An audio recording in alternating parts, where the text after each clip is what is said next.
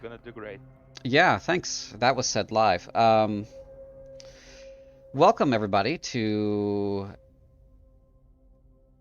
A City's Independence. This is a Val'Ghast Prologue game.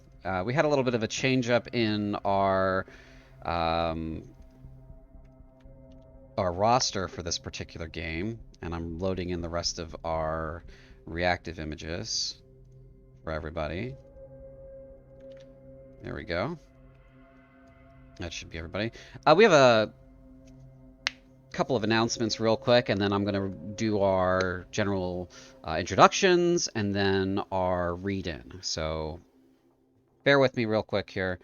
For announcements, this is the first of 3 games for A City's Independence, which is a Val'Ghast Prologue game.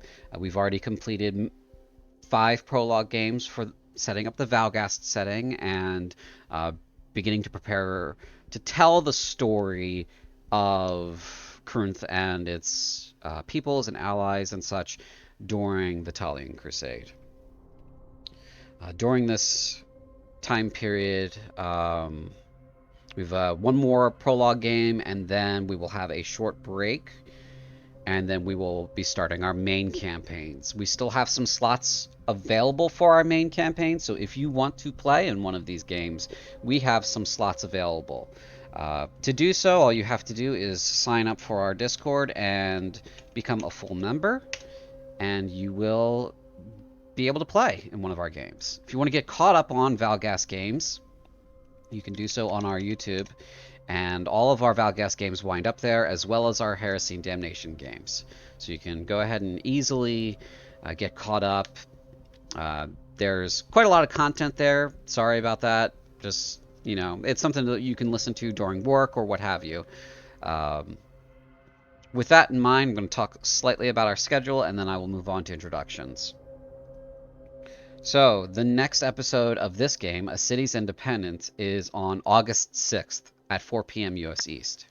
The final episode of this game is on August 20th at 4 p.m. US East. So we have about a month break. This is because of vacations and such. If you're in the Prison of Al-Hadun game, your Session 0 is scheduled for August 13th at 2 p.m. US East. So if you've got the Strike Force Hydra tag in your name on the Discord, you need to be at that Session 0. Okay?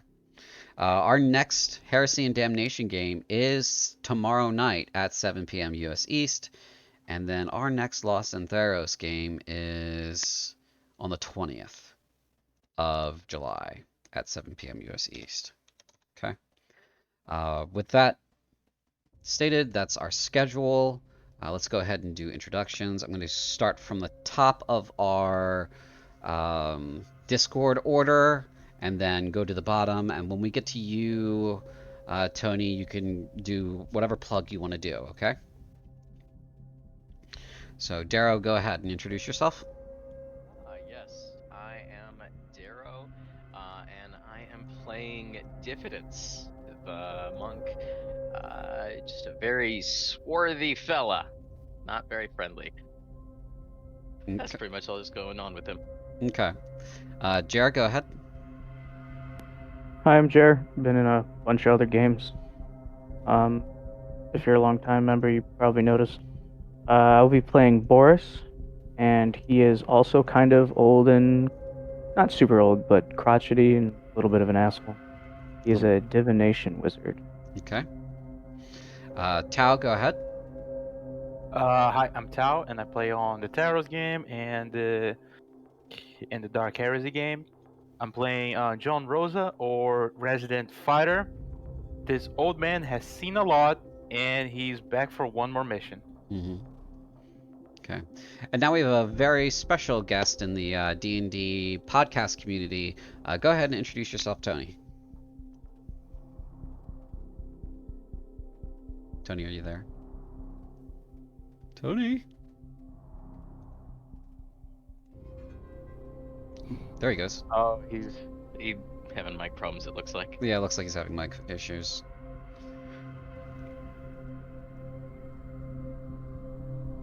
We'll give him a minute. Figure it out. I realize my introduction was a little shorter, but I've also played before in a previous campaign, so this is actually my second game. You have, yes. Yes. Welcome back. Hopefully we won't die this time. Yeah. Bruh. If it happens, it happens. Just Oh, You guys- spoilers, by the way. just Tau screeching no into the chill. void. Okay, he's still fiddling with his mic. And now he's left the voice channel, and he's gonna try to rejoin the voice channel probably in a minute. I wonder. I did notice that you have to have push to talk on here, so if he doesn't have push to talk on, it's not gonna let him talk.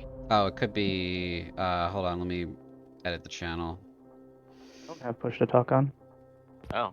Yeah, no, it's not forcing you. Hello? Hey, there you are. I don't know why it wasn't letting me talk. That was weird. Okay. Well, welcome back. Now we can hear you. Hey. So go ahead and introduce yourself, and you can do your plug. All right, well, I'm Tony, and tonight I'll be playing Aurelio, a Oath of the Watchers paladin. He's here to look out for his party and the well-being of humanity and other humanoids, and right fuck up some demons. I run actual play 5e D&D podcast called All Flex No Decks.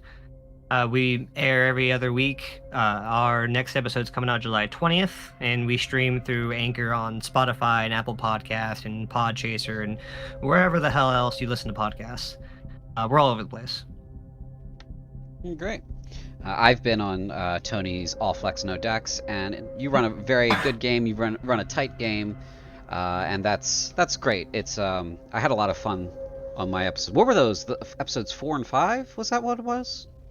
I think it was episodes 6 and 7. 6 and 7. Okay.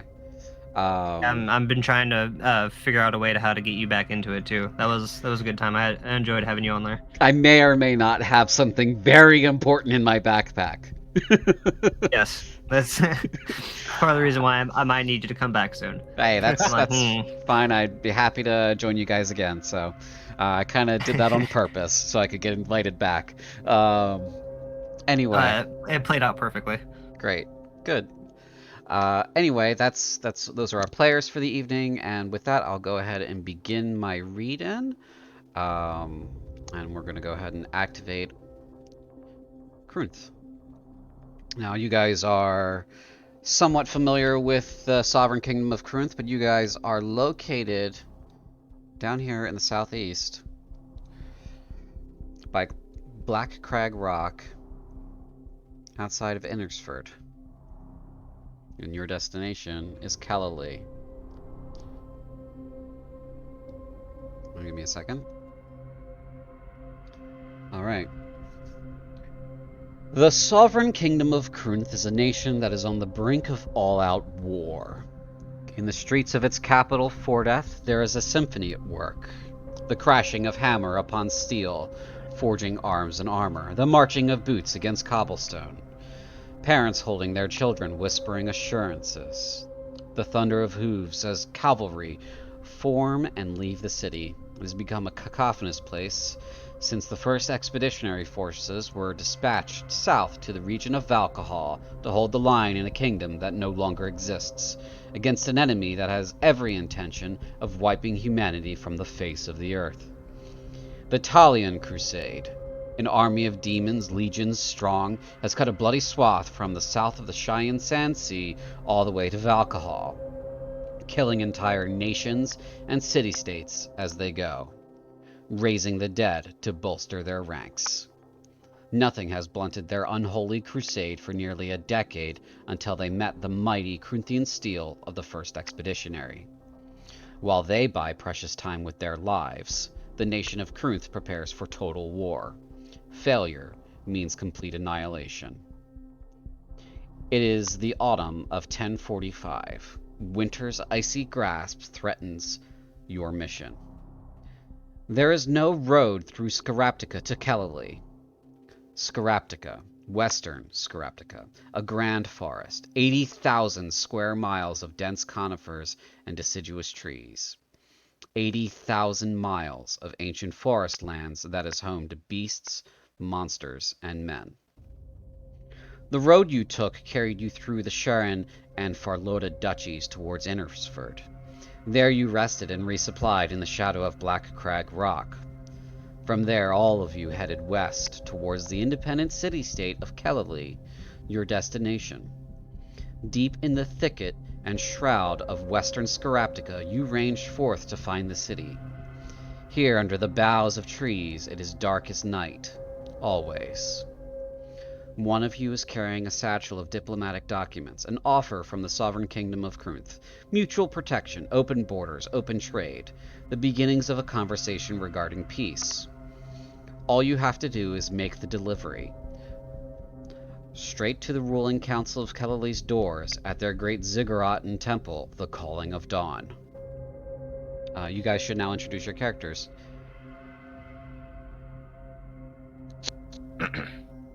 Where are we currently?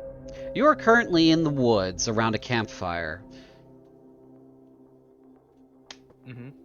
That's pretty much all you know. It's dark as night, no matter what you do. So since all of you are human, you will need some form of light when you travel. But the campfire has... You are waking up from resting, more or less. So that's where you are. It's a very thick and light, barren forest. Okay. Waking up from a rest. Before I describe my character, so I just have any idea what he would do. Do I know if it's morning, evening? That's the thing. You have no idea what time of day it is. Mm-hmm. Okay. Just waking up from his rest and making sure that the campfire is sufficiently lighted so we don't get any sort of unwanted visitors. An old man, late 50s, starts going around the camp, making a perimeter, making sure that there's nothing wrong or any weird noises. John Rosa is this 6 foot, late 50s old man. Although he's old, he still carries himself like a soldier, wearing a chainmail with clothes, still wearing the proud colors of the army of Krunth. Still with some war paint of red and a headband of black. He has like he was blonde before, but now is like more of like a gray, starts turning grayish, striking blue eyes, but a very heavily tanned skin. Very stocky for his age. Wearing a shield on his back and like 2 hand axes on the side. He starts like making sure that everybody's safe. Okay, who wants to go next? Dumb question, but I just want to confirm. So I do start with the party here. Yes. All right. Well, Diffidence is an older man in his early 40s. He's definitely looks a fair bit older with a creased face that's seen quite a bit of weather. He wears dirty, grease-stained robes that have also seen just as much weather, if not more. And he smells like it too. He is sitting directly in front of the fire, almost a little too close, staring into it.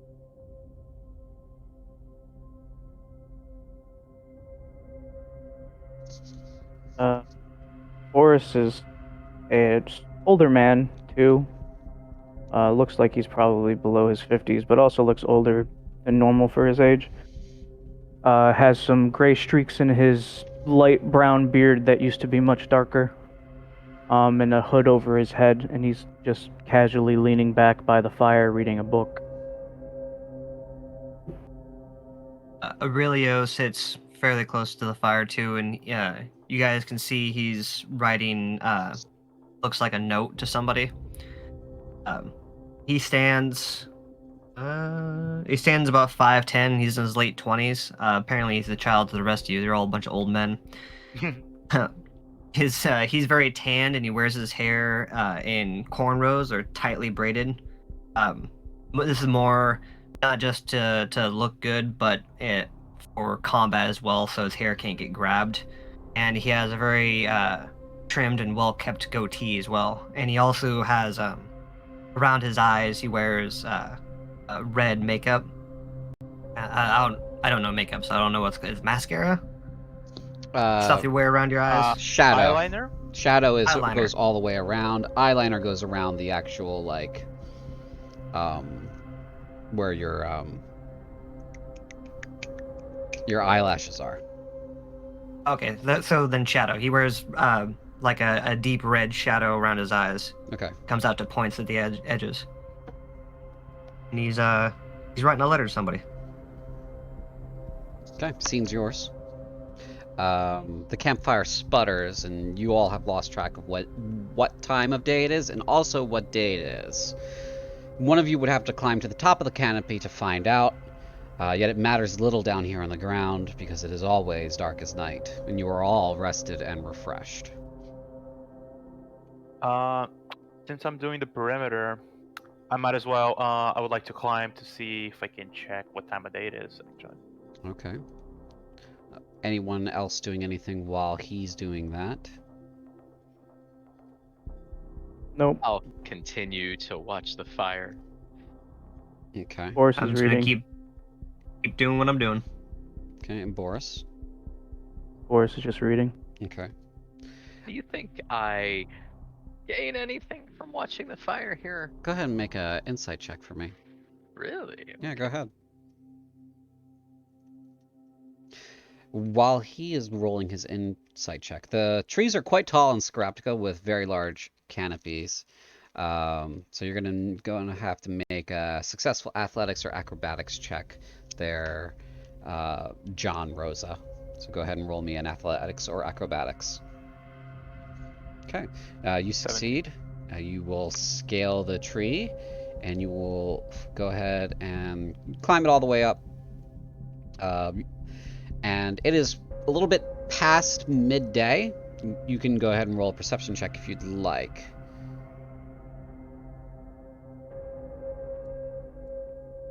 That's a 20. Very, very nice. Damn. So you figured out where you are roughly in Skaraptica. This will give you advantage on your survival check for land navigation when you're back down on the ground. Though you're going to have to get down on the ground safely, so... Another athletic check? Yes, that would be another athletics check or acrobatics check. And that's successful. You climb back down, no problems at all. The trees here are roughly 150 feet high, the tall ones that breach the canopy. And so that would have been a very far fall downs. But you figured out where you are roughly, and you have an idea of whereabouts to go. So that's good. When you get back down on the ground, it looks like Aurelio and Boris are huddled around the fire, more or less. Aurelio's writing something, Boris is reading, and Diffidence is staring into the fire. And as you do so, you're sort of, Diffidence, feeling like you're making a sort of connection. You're seeing shapes and such in the flame, but it is beginning to sputter and go out. Oh, don't you do that, you fiery old prick. Can I roll my portents really quick? Yes, you may. And then also, Boris will kind of arch an eyebrow over his book, looking at Diffidence and be like, "Your big god talking to you again? What's he saying?" I have no idea. He's starting to shut up. I'm gonna point at the fire and just indicate how it's starting to sputter and go out a little bit. I've gotta feed him or he'll quit talking. Selfish bastard. Yeah, they all are.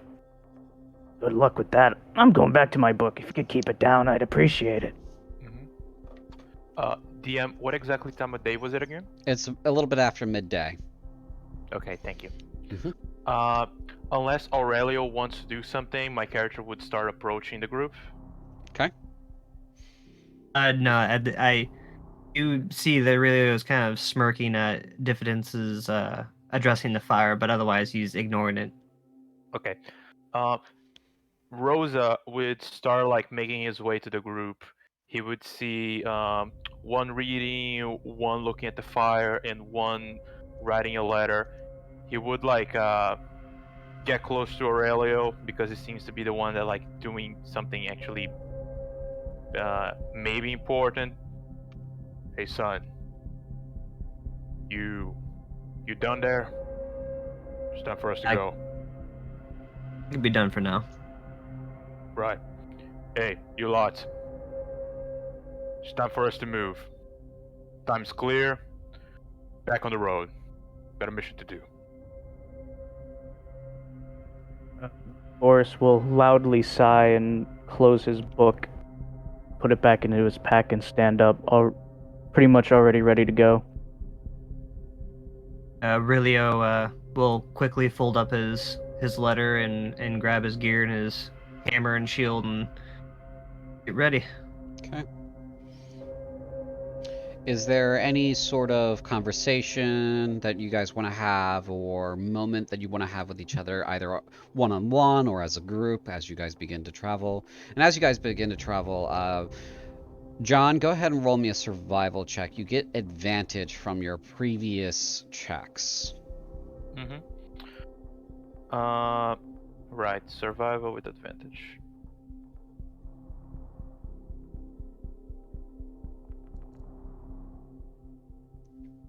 Ooh. Okay. Only a 10. Okay.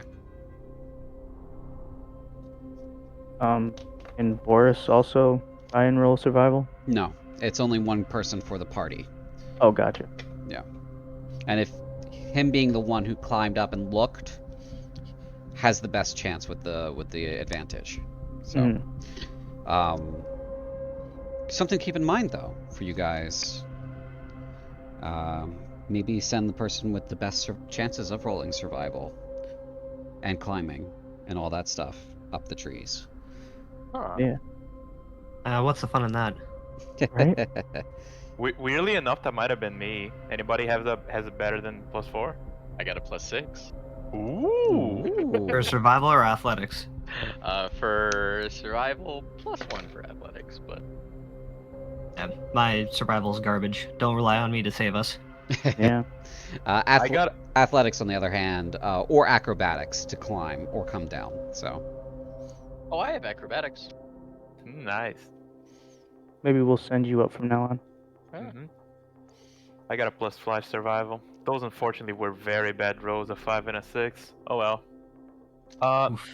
Speaking on conversations before we go, that's not per se a conversation, but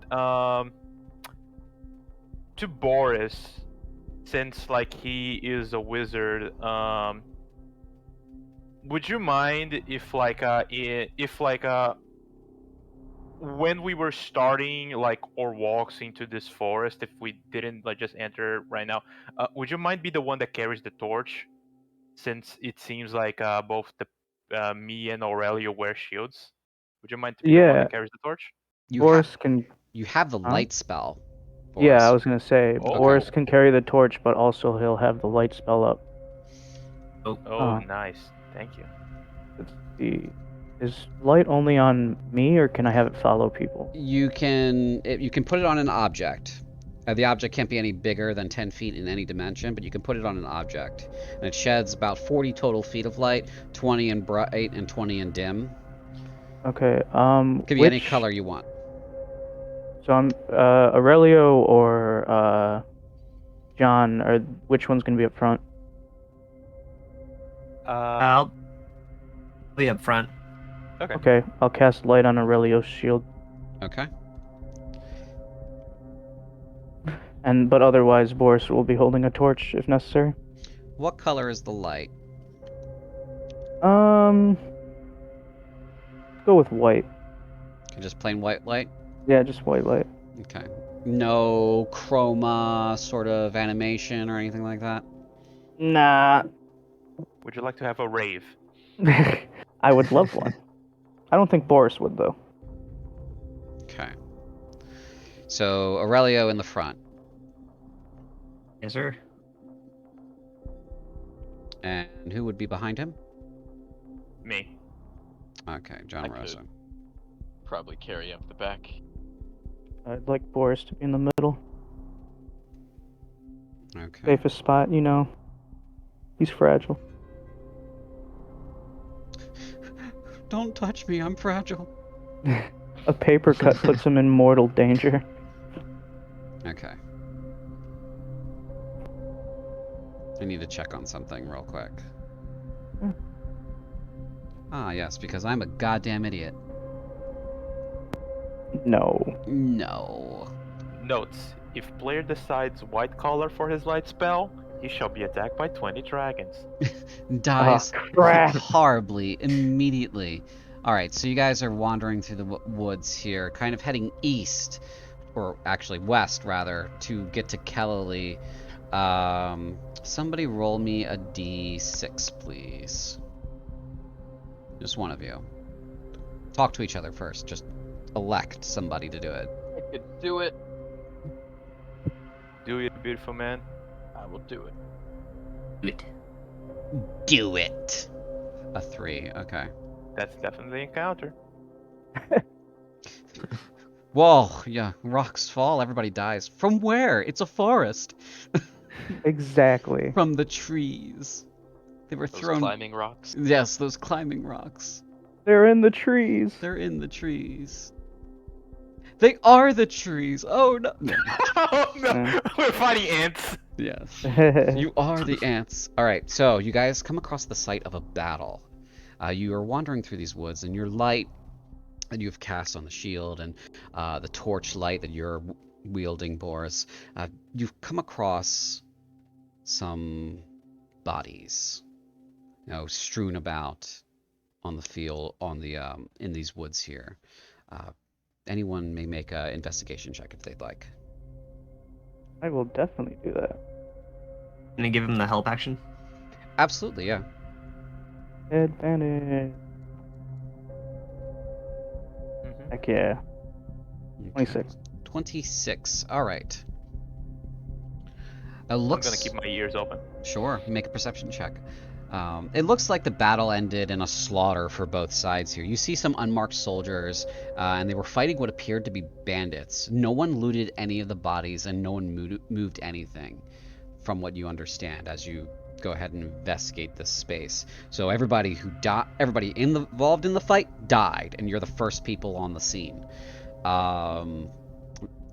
As you're searching around, you find that most of the soldiers' bodies have been burned out. Their armor has been left behind as husks, and there is barely any charred flesh left on the skeletons of the soldiers. Oh, You go ahead. got a question? Yeah. I was gonna say, is there a check that I could do to determine what happened to them? Because that seems pretty specific. Yeah, in a moment. But Okay. keep that in mind. Let me finish this next part, because that may change what you want to do. Gotcha.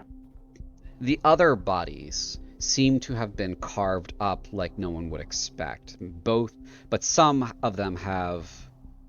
The other bodies were carved up, melee combat, and it makes sense for the weapons around, swords, pikes, that kind of stuff.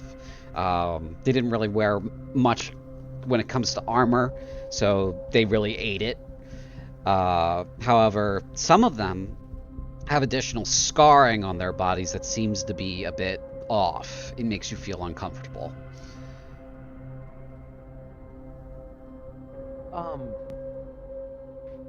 So you said that they were unmarked soldiers. Is there any way to know that we could tell who they were or where they came from?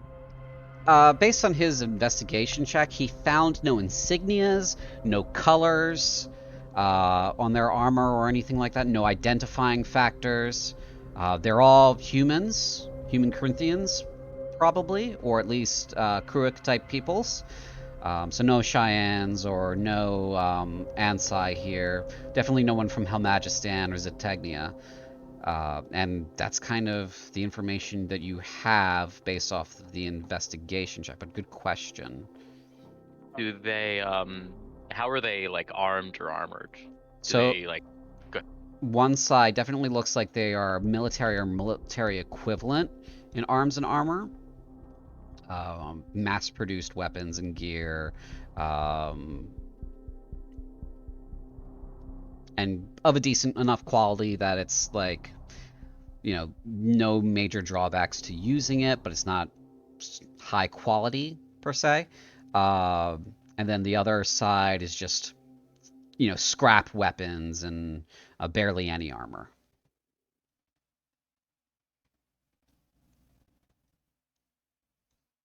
Oh, did you want to answer that question first in the chat? Or- Yeah, I just can't tell who asked the question. But yes, you can roll a medicine check if you'd like. That was me. Okay. My question would be, would Boris know if it's common or not, or uncommon for soldiers not to be identifiable, like with insignias and stuff? What's your background? He's a scholar. Okay. Go ahead and make a history check for me.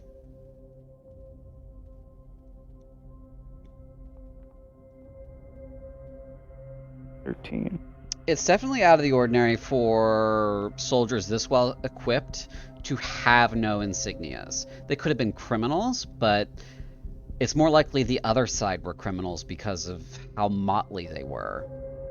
So somebody sponsored one of the sides, and they both did not make it through the battle.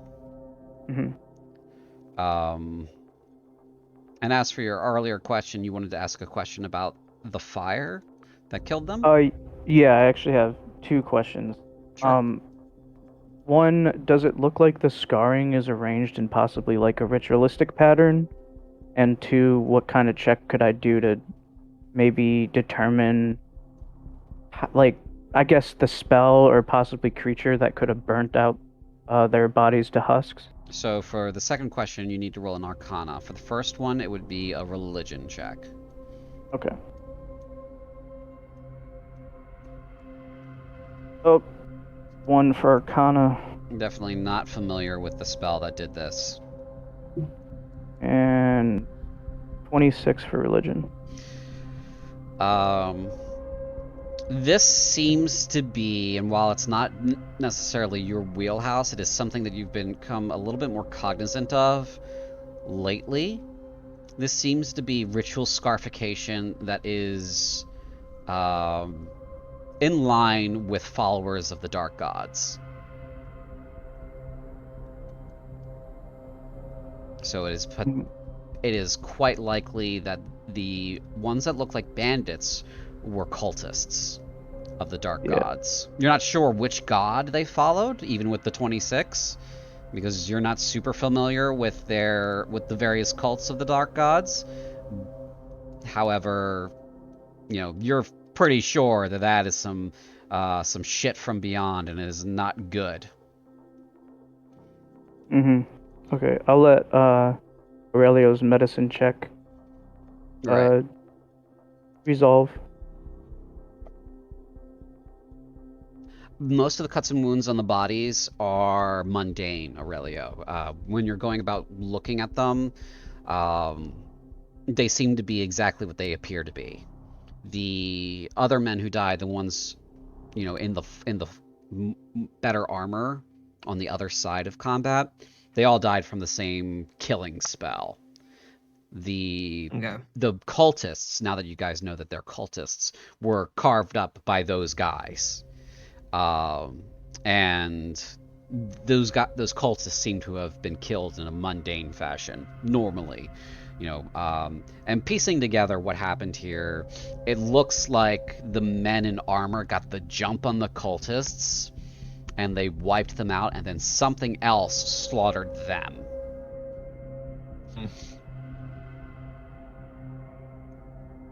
I would like to cast detect magic on the area to make sure there's not something that's lingering here. Sure.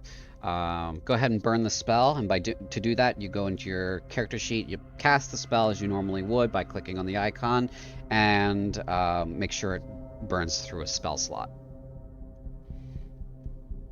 Because it's going to give you 1,000 prompts when you do that.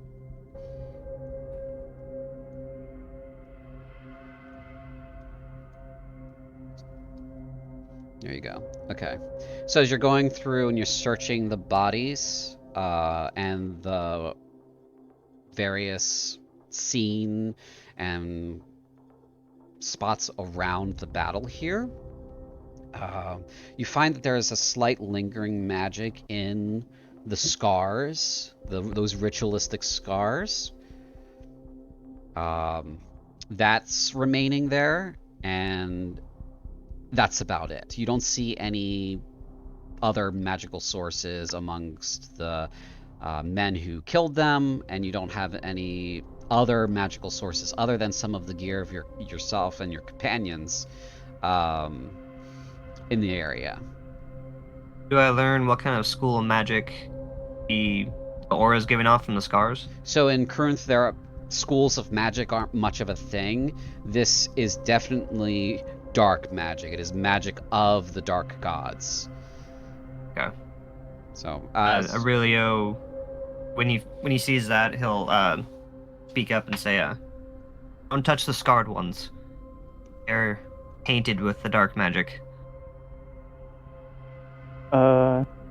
Could Boris do an Arcana check on the dark magic now that he knows the scars are magical? you can, but at disadvantage from your natural 1 from earlier. Okay. Would that be involved because he was looking at a different spell? So it would still be disadvantage? Yes, because you didn't have any idea what you were looking at beforehand. Gotcha. Okay. Now you have some idea. It still didn't ring a bell in the first place. So now it's just a matter of what do I know about this? Well, which is something. These scars are, now that you're looking at them, are reprisals. Basically, the curse that was put upon these men is a killing curse. When they are murdered, there is a magical backlash onto whoever killed them. Oh. And that's how those other men died. You put that together pretty quickly. Could Boris figure out how to counter that? From a countering kind of perspective, there's not much that does counter a killing spell like that. You'd have to either be able to dispel or counterspell the reprisal in the moment, or it would be something that could that you could just like physically resist because you're tough enough to. And Arthur, the other gentleman with you, speaks up and says, "I have a spell like this." I don't know what kind of voice they were going to go for, so I'm just going to say it like this. I have a spell like this called Hellish Rebuke, but this one is more powerful than that. Mine I can activate on my own. Theirs seems to activate when they die, and it is powered by their own death. And that is way more powerful. DM? Yeah. I'm asking something, and I'm asking because maybe that's something that the character Boris would think. Would, in the ways of countering this spell, would, for example, taking them into unconsciousness and not killing them be a way of countering it? You mean like in the sense knocking them out rather than killing them? It only executes upon their death. So if you knock them out, it doesn't execute. Yeah. Okay, so that's a counter for them. Maybe that's something that Boris thinks. I don't know. I mean, that makes sense. Alright, but that's it for Boris. Okay. Anyone else? My diffidence is literally just sitting there, just giggling away. He takes a big chug from his giant keg. his Yeah. giant barrel. Is it one of those Yeah. like little like punter barrels where it's like maybe 45 gallons or something like that, or is it like a gallon barrel? What is it? What are we talking about here? How big is this thing? Maybe like a gallon or two. It's on a strap around his neck that hangs down to his hip, I figure. Jesus. Okay. How much does a gallon weigh? Gallon weighs about 8 pounds.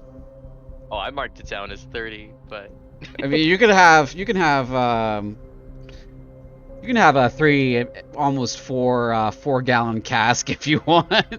The difference is this guy that he's very lanky, but his neck is like a tree trunk. Goddamn, exercising his neck every day. Yeah. Like Terry Crews, he can sleep sitting up without his head moving at all. Uh-huh. and he finishes his little chug and he keeps on just giggling at some joke nobody else hears. You play with fire and you get burned. All right. Go ahead. Boris would kind of respond and be like, "Look, I'm just as happy as you are that the Pelters fuckers are dead, but you gotta keep your fire fetish to a minimum here. It's kind of creepy, man." Oh, come now. He's not harming anyone. He's harming my sanity. It's not a fetish, I just have the best sense of humor here. No one else is laughing. But the world is a joke. I am simply but a humble observer. Look, I was gonna rib you further, but I agree with that, so let's move on.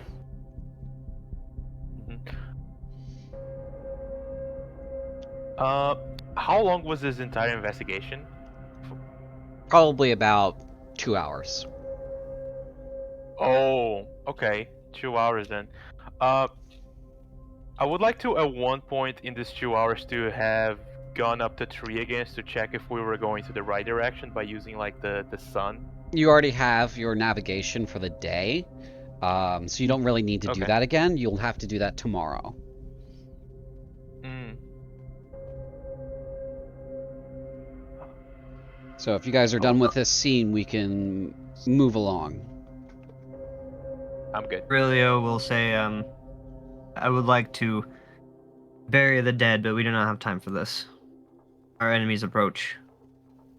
They don't deserve burials anyway.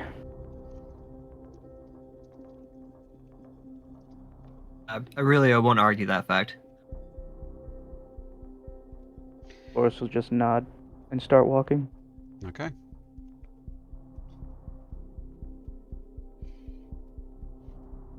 All right, is everyone done with the scene?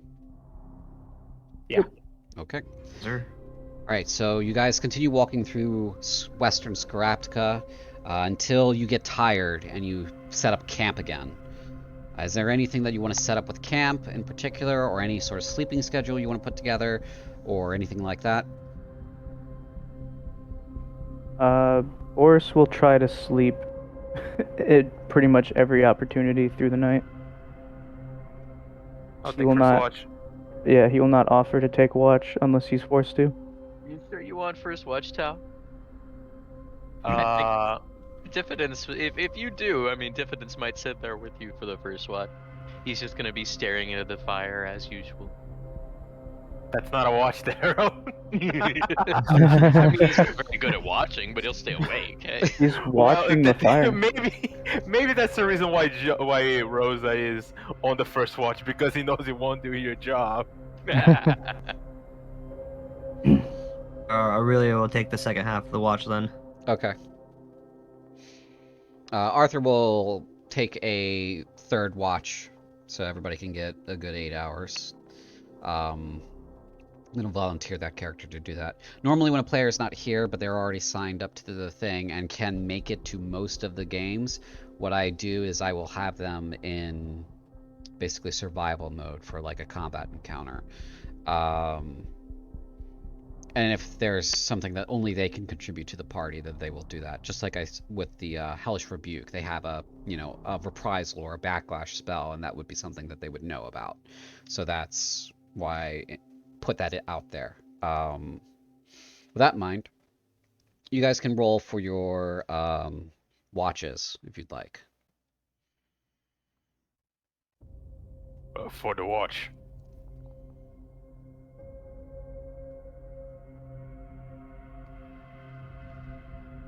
Do you want a perception check? Yes, perception checks are yeah. Sorry, I didn't specify. And this one is Arthur's. Ooh, nice. Yeah. Arthur got a 6. Doing great. I'm gonna use my 10 portent on Arthur's perception. Okay. All right. That boosts that up to a 13. Okay. Next morning, next day, you guys can figure out how you want to, if you guys want to just roll the survival, or if you want to try to get your bearings and then roll again. Yeah. So what are we doing with that? Are we doing the same thing as before, climbing into a tree and trying to look around? Yeah, that would be getting your bearings. If you have, go ahead and re-roll your portents. If you have something like cartographer's tools, or something that would help in some fashion, you could potentially use those as well. That's a good point. I don't think I've got anything like that. But yeah, I'll climb up into a tree using acrobatics and roll a survival if that works. See what I can figure out. Well, for climbing the tree, go ahead and use acrobatics, and then it would be perception for getting your bearings. Mine's not awful. Okay. Unless someone else wants to try that and has better perception. No? Alright, I'll do it. So, you. acrobatics and perception. Ooh. Oh, no. So you fail the acrobatics to get up the tree. You don't manage I'll- to scale it at all. I'll use my 5 portent for his acrobatics check. 5 and 5 will bring you up to 10, which isn't high enough to scale the tree. Darn. Oh god, that's great. I imagine, if it's okay with you, I probably try to get like not even a quarter of the way up, and then I just like fall on my ass. Oh, I've been drinking too much. As a monk, do you have that half speed fall right now? Among your features? I do actually. Okay. Yeah, I do. Then you take no damage from the fall. I want you to be aware of how high a quarter of the way up is. That's 37 feet, so that would be 3d6 damage. Whew, okay. Oof. Yeah, I am and just in the whole drunken, kind of deal. I fall in almost the Three Stooges kind of way, like just roll somersault head over feet. Good stuff. Okay. If somebody else wants to make an attempt to climb the tree and then make that perception check, they can. I'll do it. Okay. John is just going to go past Diffidence, lay on the ground. Boris is just laughing in the back. Okay. 16? You succeed in climbing the tree. You may roll a perception check now. Come on, baby. Ooh, 22. Very good. That will give you advantage on the survival check. And now you have to get down. Okay. On, you can do it, buddy. I believe in you. Oh, fuck. 12. Alright, so you missed it by... Okay, so you take 3d6 damage. You basically fall 30 feet. Is it possible if I could try to catch him or soften his blow with my body? You would take half of whatever the damage rolled is, in that case. I'll do that. Okay. So 10 total damage. Split that half and half between the two of you. Okay. So yeah. I gotcha. Ah!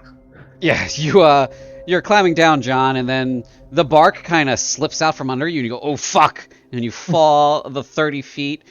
Aurelio sees it coming, gets under him. Do you do the full power slide to catch him, or what? What's your move for that? It kind of seemed like we're all struggling to get up the tree, so I was already waiting at the base of the tree with my arms out. Mm-hmm. Okay, so like, you were fireman waiting catch there. him. There he comes. Lands on you. Him in all his armor, a little bit heavier than expected, and hurts a bit, but you're okay. You're both okay. Gets up, throws away the piece of bark that probably like ripped out of the woods that he was holding onto, Yeah. and gives a hand to help Aurelio up. Oh, thank you. Fine. I'm fine. Are you alright? I'm good. Thanks, Nobody kid. asked me if I'm fine.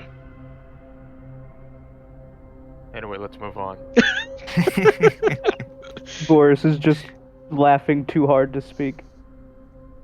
Okay, you can make your survival check at advantage now, Tao. Come on, baby! 16. Okay.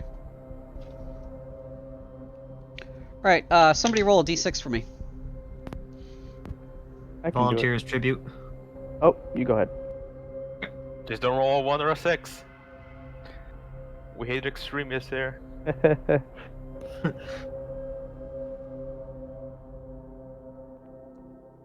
4. Okay. While you're moving through Western Skaraptica towards Kel'Alee, and this forest is dark as night. As you move through it, you stumble upon a Skaldi.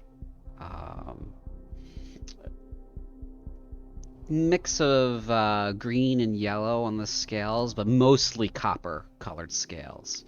A little bit tall, lanky, not fully muscled. It seems quite kind of surprised when you guys bump into each other, basically coming around a very large tree at the same time. As you do so, you hear and kind of hops behind a bush. Oh, there. Head cranes out, and you see the, coppery kind of eyes a little bit reflecting in your light spell. Boris will speak in Skaldi and say, do you speak common or is this better? Lekva hasn't met any humans. Lekva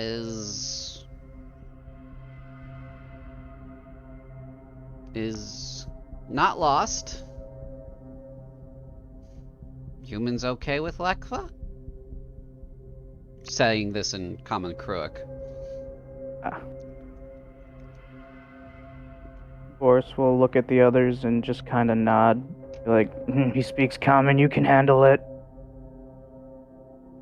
Yes, fine, sir. We were friends with you if you were friends with us. Lekva is aware Shadowclaw Confederacy has treaty with humans. Is aware we are friends now. Lekva is not a sir. I'm terribly sorry. How would you like us to address you? As Lekva. Lexa? Lekva. It's Lekva. Lexa. Oh no, he clearly said Lukfa.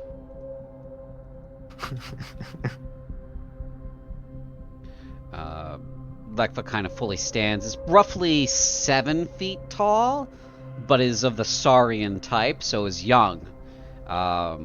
Saurians would grow much taller and be much bigger.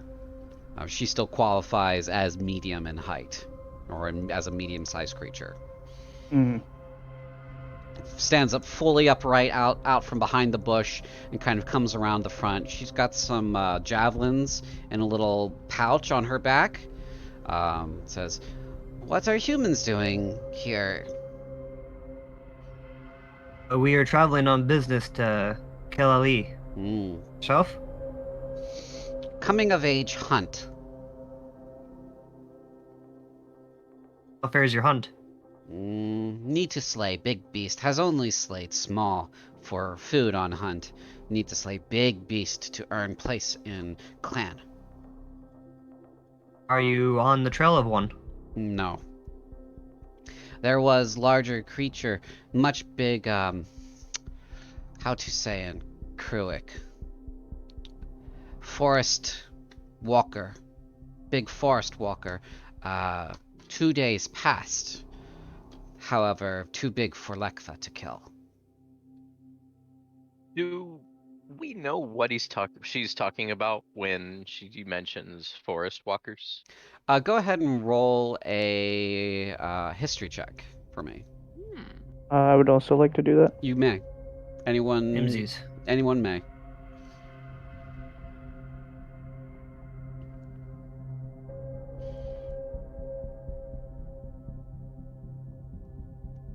Tao, did you want to? Yep, just finding history. Okay. Aurelio and Boris, you guys are familiar with this creature. The Forest Strider, or the Skaraptican's Forest Strider, is actually a dragonkin. It is a wingless beast. Jer, you might actually be most familiar with this creature. Yes. It is a sort of large walking creature. It is reptilian in nature. It is a fire breather, like many creatures in Kurunth are. It has scales that are mostly the colors of night, because Skaraptica itself is dark as night. And they are quite large. They are probably 15 to 20 feet tall and about as broad, generally. And they're mostly vegetarian. However, they are creatures that will attack things that attack them. They're sort of like the gentle giants of the forest. In some people's estimations, they will attack, and they are quite destructive when they do so. They are very large. I'm aware. But they are more or less something that would be outside of the realm of like normal hunting. You wouldn't want to tangle with one of those without having a full party of hunters and being specifically equipped to deal with such a thing. Boris would kind of say, "You're pretty big, but you still have room to grow. I don't think you should be hunting that." To Lekfa. Lekfa nods. We agree. Boris just kind of say, "Anything else we should be aware of?" Other men in woods, but have moved on since. Haven't seen them since. Did they have scars? Did not notice if they did. I'd keep a wide berth from them. We came across some cultists earlier. No good folk. Lekfa doesn't know this word cultist. They worship dark gods, evil. He'll say the words in Scaldi. Okay. Hopefully so Lekfa can understand better. I'd stay away. We'll stay away from such. If you do have to encounter them, try not to kill them. They're cursed, and their death may result in yours. Lekfa will just stay away from them. Thinking. I have nothing else for Lexa. You guys? Ever since the Scouty made a treaty, have we found any Scouty going to Fordaf actually? It's been several months. There have been some Scaldi that have showed up in Fordeth, but mostly they've showed up in some of the smaller cities. Places like Rosterford, Morith, Hillsfar, a couple of the other villages and towns in the various duchies and such. She is here, roughly where you guys are, so her clan might be based near Innersford. You could ask where she's from. I was just curious about how my character would be familiar with the Scout, if any. Not too familiar with Scaldi and Fordeth. Fordeth is a big city. It's hundreds of thousands of people live there.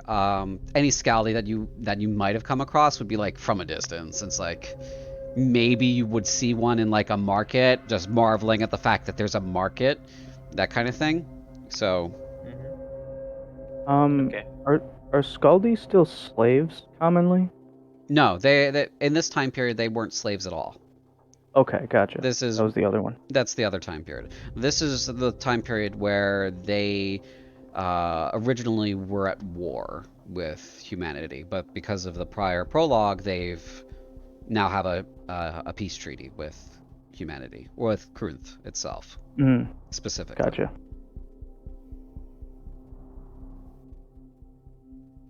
I mean, Boris is curious where she's from, but it'll detract from their mission, so no point in asking.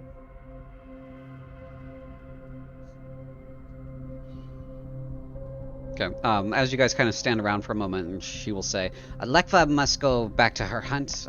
Good luck, humans, and good luck on travels and such. And she nods and kind of like bops her head up and down a little bit, like many monitor lizards do, and then she will go off into the brush and trees unless someone stops her. I'll tell her, take care and have a good hunt. Good luck. And she bobs and nods her head some more, and goes off into the night of the woods. So, okay. Would you like Gotcha. to continue on and then camp for the evening? Quote unquote evening. Yes, sir. All right. You guys continue on through Skaraptica and set up camp again. Your progress is slow in Skaraptica. There is no road to follow to Kel'Alee, and Skaraptica is a very harsh and rugged terrain.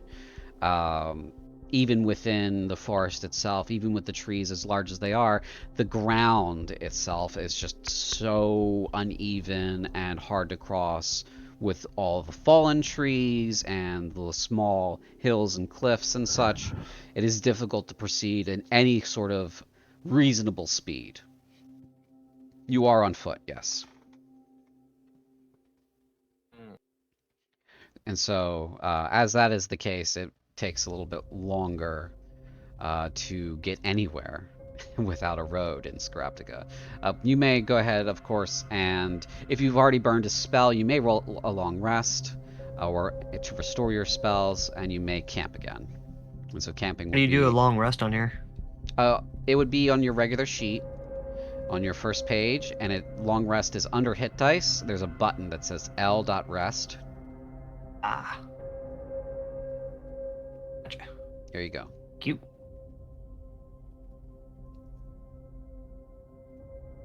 I'm down for the same order for watches, yeah? Everybody else? I'm good for that. Okay. Here is Arthur's perception check. 14.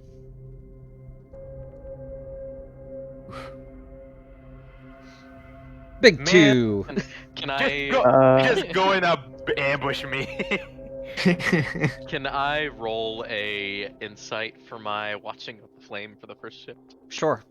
Yeah. Yeah. I'd like to give John's roll an 18 portent. Sure. Thank you, buddy. I gotta use it for something. Yeah. Skaraptica is a quiet forest usually. It is a place that is extremely dangerous, and not many animals make a lot of noise here at any time of day. Usually that can lead to some kind of ambush hunter ambushing them. So when you guys settle down for the evening, the only sound that you can normally hear is the crackling and popping of the fire. And that is enough to keep most animals away, because the light is not something they are used to here. So, with your insight check of 16, you're kind of feeling another connection to the fire here. You're feeling communal with your god. I can hear him through the fire. He's saying that we're safe tonight. No one will ambush us. I'm going to sleep. You should too. John is gonna side-eye him before just going back to his watch. Okay. Go ahead and... I should actually explain something here so you guys don't get confused or frustrated. You need, as a group, 50 total points to make it to Kel'Alee. You have 5 right now. And this is to simulate how difficult the terrain is and the travel is. Did you say 50 and we have 5? Yeah, you have 5 points, you need 50. Can we get an overview of how we get points? Or is that DM? So for the survival check is how you get the points. And there are certain thresholds you have to meet to get those points when you roll the survival check. Oh boy. So for the success, it's 5 points, 10 points, or 20 points. And then for the failures, it is 0, -5, -10. You can't get lost. Right. So who has the best survival? Beyond like, yeah, are we on the back end or like are we behind, or can we not know that? You are currently 5 points on the positive end. Okay. Oh, I meant more like, do we know if we're in a bad situation? Like, No, you're not in. As long as your numbers are in the positive, you're in a good situation. okay, gotcha.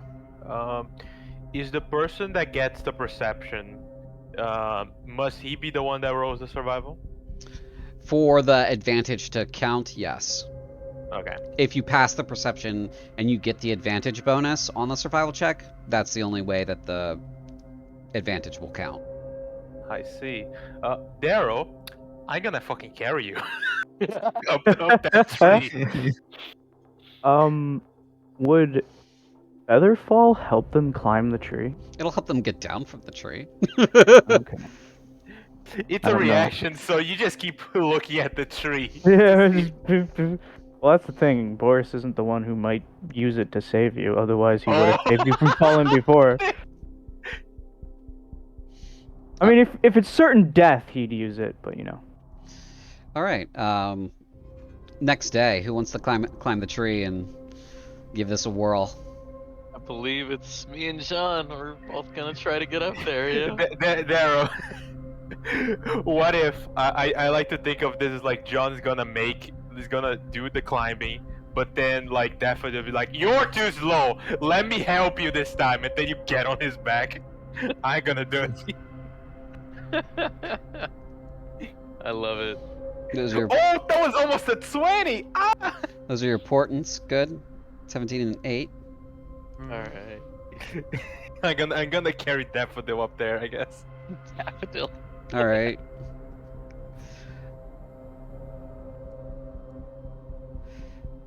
Yeah, I was penalizing your DC for carrying him. That's plenty fine. That's plenty. Surprise! It made it worse. So you can go up and make the perception check if you'd like. Whoever. Okay. I'll kind of hop off of his back onto a tree, take a big swig from my keg again, tilt a little bit, catch myself, and then just take a big old look around. Okay. So.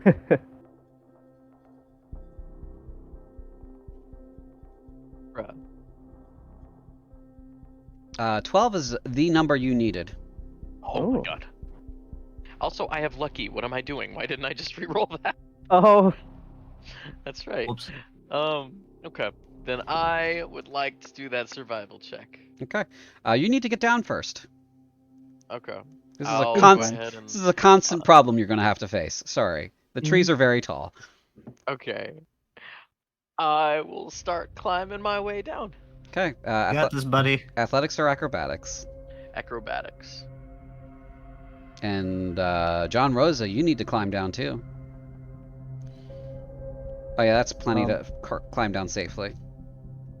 Funny story, I may or may not have had a character in a previous iteration of Corinth that almost immediately died upon being introduced because a tree fell on him.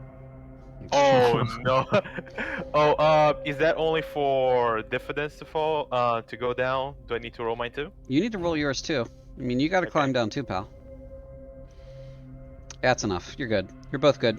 You can roll that survival check now, diffidence. Add advantage. The implication Got it. that you had to roll the acrobatics seems like you were like, yep, I'm bored, and then you climbed down yourself.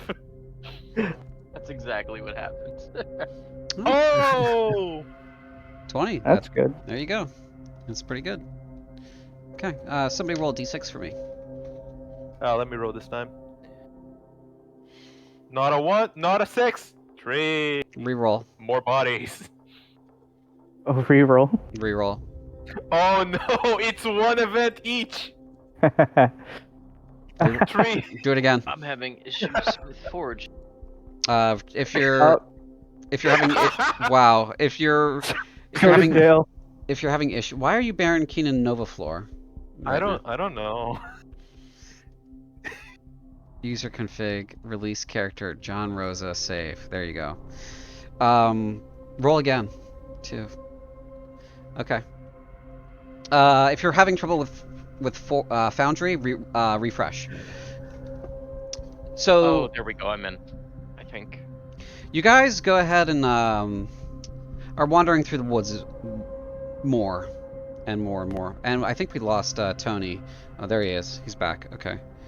And you come across another body, but this one is covered in mushrooms. It seems that the lower fungiforms are aiding in the decomposition process.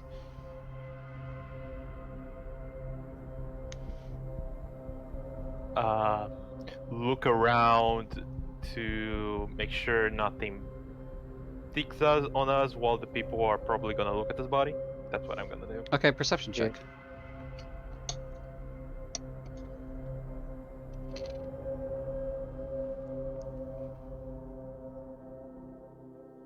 Okay. Anyone want to investigate the body? I would like to use my divine sense to make sure there's not anything working about. Okay. Yeah. I'll let him do that first.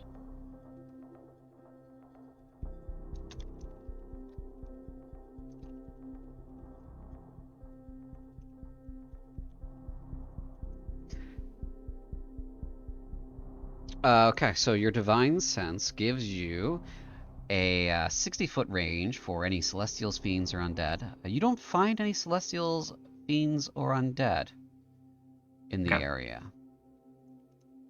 So Okay. your radar doesn't go bing. Go ahead. Boris will investigate then. Yeah. Anyone helping or just normal? I'll help. Sure, advantage then. Yeah. Very good. So you're looking at it, and you're pretty sure that the mushrooms are like just doing this decomp thing, but then you realize that the body is transmogrifying into mushrooms rather than actually decomposing, which is weird. My. Arcana check? Yeah, go ahead and Or nature? make a nature check. This would be more nature.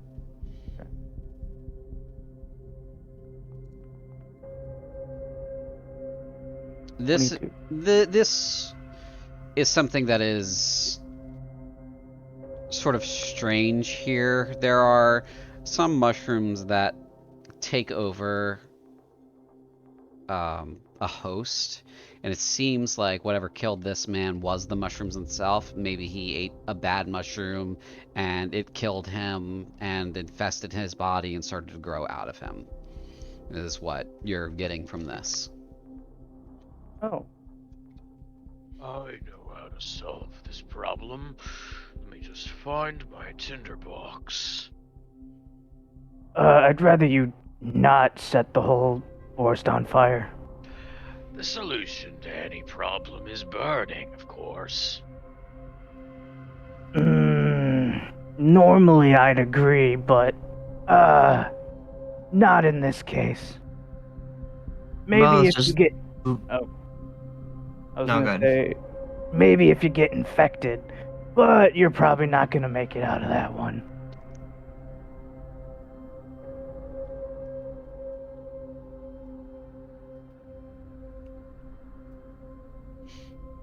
I think maybe we should just leave this one alone, yeah?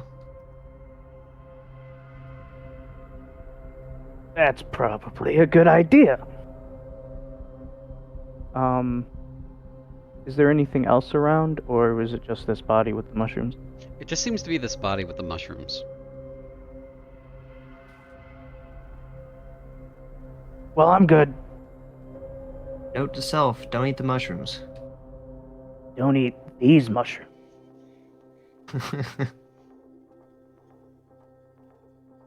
All right. I'm good to continue. Okay. Anyone else want to do a scene, or are you guys good to continue? Let's go. Okay. Adventure. Moving along. You guys didn't spend anything, so we'll burn through the night unless there's anything else you want to talk about at night. And if you want to do forest navigation, skip straight to forest navigation, we certainly may. I'm fine with that. Okay. Yeah. You guys you- want to do it again in the same fashion, or do you want to? If it works, it works. I figure, unless All right. But now that you got the It's hang of working it, for now. we can start rolling these things more quickly. So. Mhm. Successful tree. Perception. Oh, that's a perception for what? For The watch. the watch. Are we not doing it? You don't need to. Okay. all right. The light so drives away most horrible things here. So Okay. is this where I try to scale the tree? yes, that would be where we're at. All right. I'm gonna wave off John this time too. I don't need your help. I can do this on my own. Oh boy. Acrobatics then. I'm just rolling my portents again. I'm gonna go ahead and use my lucky. I'm using lucky. All I right. am using lucky. Okay, use your lucky. I don't need your help. What? It's still not high enough to successfully climb the tree. I'll, I use, have. I'll use my 15.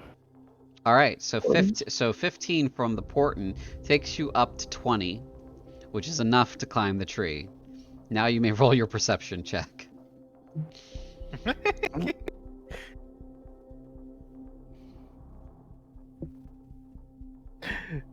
I don't need your help. We see him almost slipping. He almost falls off the tree, very high up. Struggling the whole way. Mm-hmm. So Diffidence, go ahead and roll your perception check, and then acrobatics again to get down, and then survival. This time you're on your own. Perception.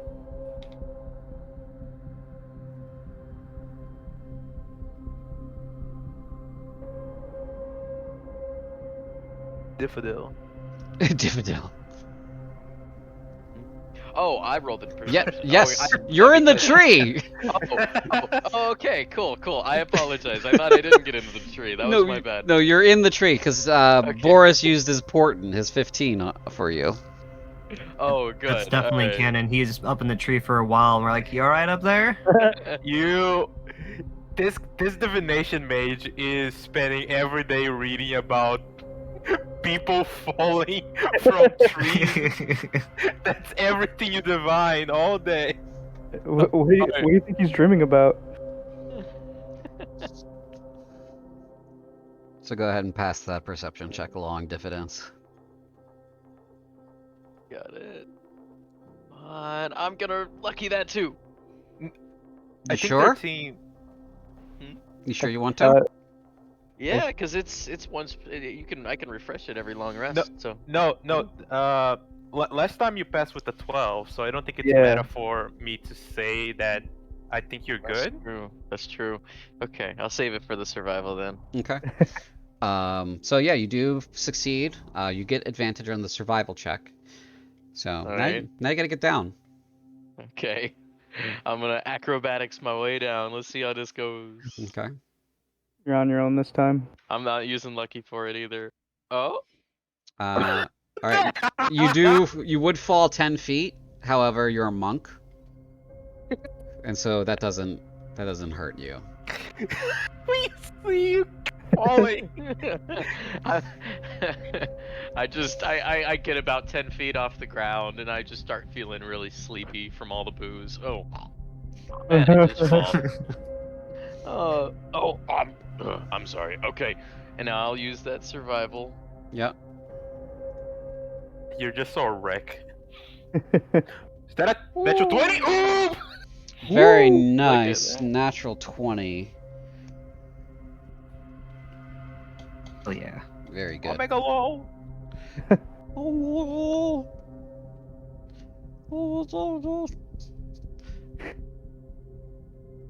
Alright, so natural 20 gets you 20 points. Ooh. Ooh, we might be midway already. Alright.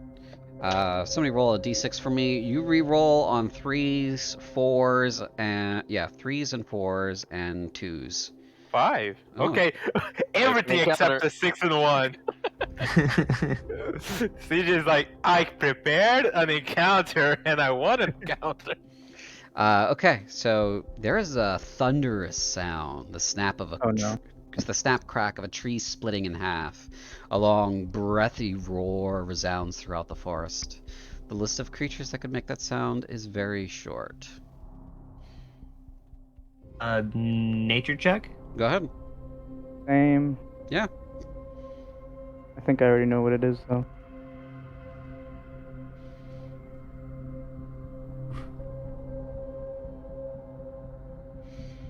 Boris, that would be the roar of a Skaraptican forest strider. And just to go over what you said before, like, it probably won't attack us. Probably Unless not. we attack it. Yeah, probably not.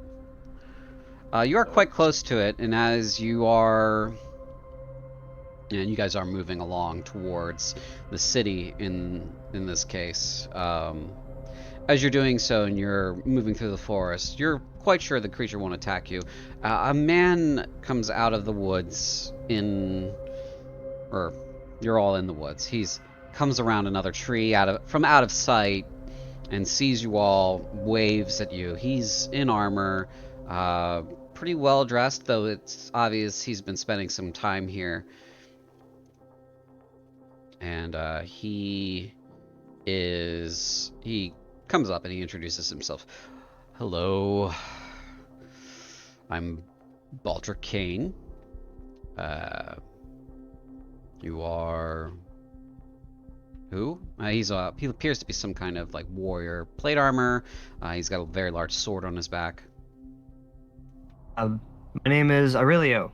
We are on important business, heading to Kel'Alee. Oh, are you? I'm heading in that direction myself. Would you like to join us? I don't mind traveling together. Safety in numbers. No, I'm not sure this is the best idea. Boris would like him to make an insight check. Make an insight check. I also don't trust him. If I may, I will also do one. Absolutely. I'll run one.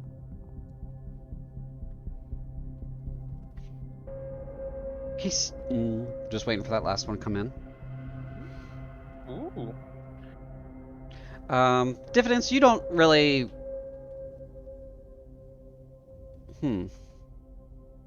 Okay. For John, Rosa, Boris, and... oh, you two are the only ones that rolled those 2 insight checks. Okay. Aurelio, did you want to roll an insight check too? No, yeah, I was gonna ask him a question and then use my divine sense. Okay. For Boris and John Rosa, he seems trustworthy. And for Diffidence, I mean, you don't trust anybody, so... No. What were we gonna ask him? I was gonna gesture to continue walking, and I was gonna ask him, so what brings you out into the woods by yourself? And then I'll use my divine sense. I happen to be a bit cursed, he says. I am heading to Kel'Alee because, to be quite frank, I came from the south. I used to live in the kingdom of Val'Ghast, and I was there when the kingdom fell, and one of those demons had placed a curse upon me, and I am hoping someone in Kel'Alee will be able to help me. They have more open minds about certain kinds of magic to be able to fix certain kinds of problems, he says. Can I do an Arcana check on the curse? Sure. Is that a possibility? Okay. Yeah. And Boris will kind of say, yeah, that's why I'm going too. Maybe learn a little bit more than I could in Cruinth. Okay. You always make a habit of exposing random strangers to your curse. For your Arcana skill, whatever curse is upon him is undetectable from your perspective. You can't. He's not giving off any sort of aura. There's no sort of like magic coming off of him, so he's not like whatever curse is upon him isn't exuding that kind of energy or anything like that. So it's not harmful to anyone other than him. And really, it's only something that seems to be affecting him himself. Outside of that, he appears to be a normal man. My divine sense pick anything up? I sent you a message.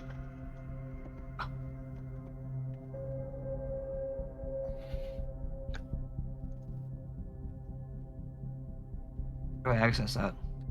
On D&D, not on D&D Beyond, on Discord. I sent you a direct message. Oh, okay.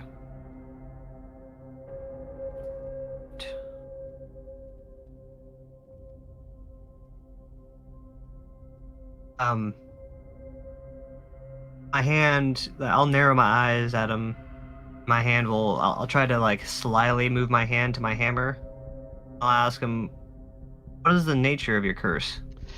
I have been cursed to perpetually walk the earth. Unfortunately. Death will be no respite for me. I will never know. How long have you been dead, sir? I want to say it's been 8 months, 8 or 9 months now. Excuse me, I cannot help but overhear it. Looks at Aurelio. Kid, what do you mean by that? How long you been dead? Oh, I am supposed to be dead, he says. I was slain in battle, and the curse brought me back from the dead. And so... Does it... Here I am. Still. Oh, by Axonale's burning nipple. I wouldn't trust John's own mother if she came out in the woods like this, and I actually like her company. He kind of, like, he's wearing a helmet, so his facial expressions are hard to tell. But his head kind of tilts, like, what the fuck? I'm sorry, do you two, like, are you related, or what's, oh, never mind. That's too much. I shouldn't pry. Boris will kind of, like, get a really curious look on his face and start, like, stroking his beard and lean in to look closer at, Kane. And just be like, oh, just ignore him, he's fucking crazy. So, do you have to eat? Like, do you feel any different? How does this work? I don't have to eat, I don't have to sleep, I don't have to drink. It's honestly pretty terrible. Because I still feel those needs, right? But they don't satisfy. I could eat, a feast, and I still feel ravenous hunger. I could, drink gallons of ale and then not get drunk at the same time as still thirst. So it is a curse. Nothing satisfies. Fascinating. Why would you come out us if, like you said, you're specifically going to Kel'Alee because of their open-mindedness? Mm. We're not coming from Kel'Alee. How would you know we would be friendly towards an undead?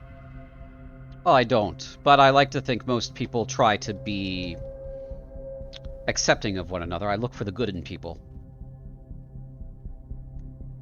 I can respect that. Look, I think he's Aurelio all will- right. Aurelio will relax a little bit. Boris will just kind of say, "Look, I think he's all right. And what's the worst that can happen? If he attacks us, I'll just burn him."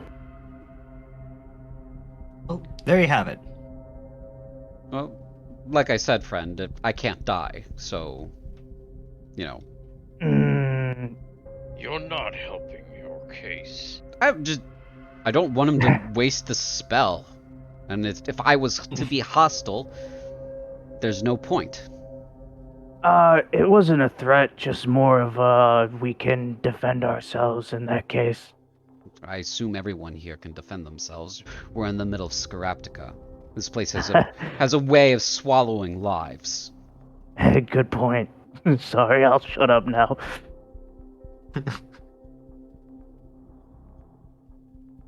My I'm only fine with him coming with us, if you guys are. The mission must come first. If you're not a demon and you're not gonna consume our rations and help us, I'll help. I mean, if you all are under attack, I'll certainly help. There's no sense in letting good people die. Look, he's too interesting not to take with us. Let's just go.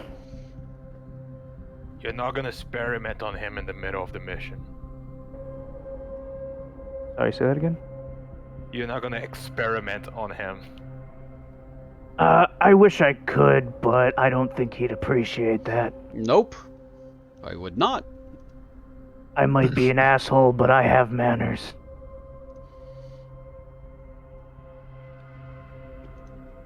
It's a horrible idea. I think we're close, so...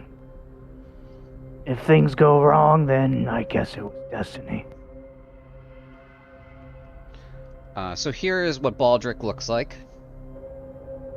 Wow, he's a badass. Okay, Baldric be balling. He got some sexy armor. God damn, that kingdom got drip. Sheesh. Damn. Their drip did So- not. If he, di- Their drip did not help them. if he dies, I want dibs on that armor. We moved to space. So, as they travel, Boris would like to ask him about Val'Ghast. Okay. What would you like Just- to say? Just Basically everything. Right, like, more focused on the war, like, how quickly did you guys fall? Did you last a while? How did you die? okay. Go ahead. So he'll say, we didn't really last quite long at all from a central government sort of point of view. Capital got attacked almost immediately. Royal family slaughtered, and what pockets of resistance there were crumbled, mainly because they were separated from one another.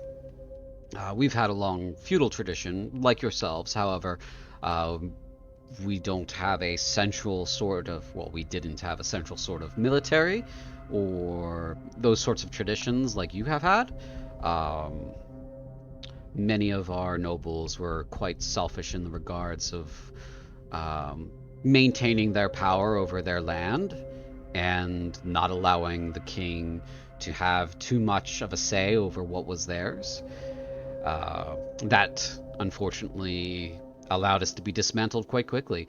As for myself, I was I don't remember the exact moment, but I think I was hit from behind while I was fighting off some creatures, some demons in my castle, and that was it for me. The next thing I knew, I was awakening outside and basically cursed and sent on my way to suffer.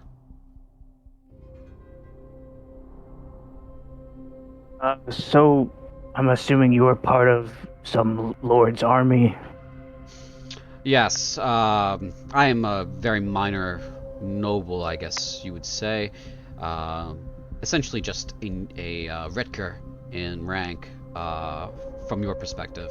And so I was beholden to a lord, and I was made to defend him and his family, and that was my obligation. And in return, I received a parcel of land and my stipend, my weapons and armor, and that was pretty much the deal.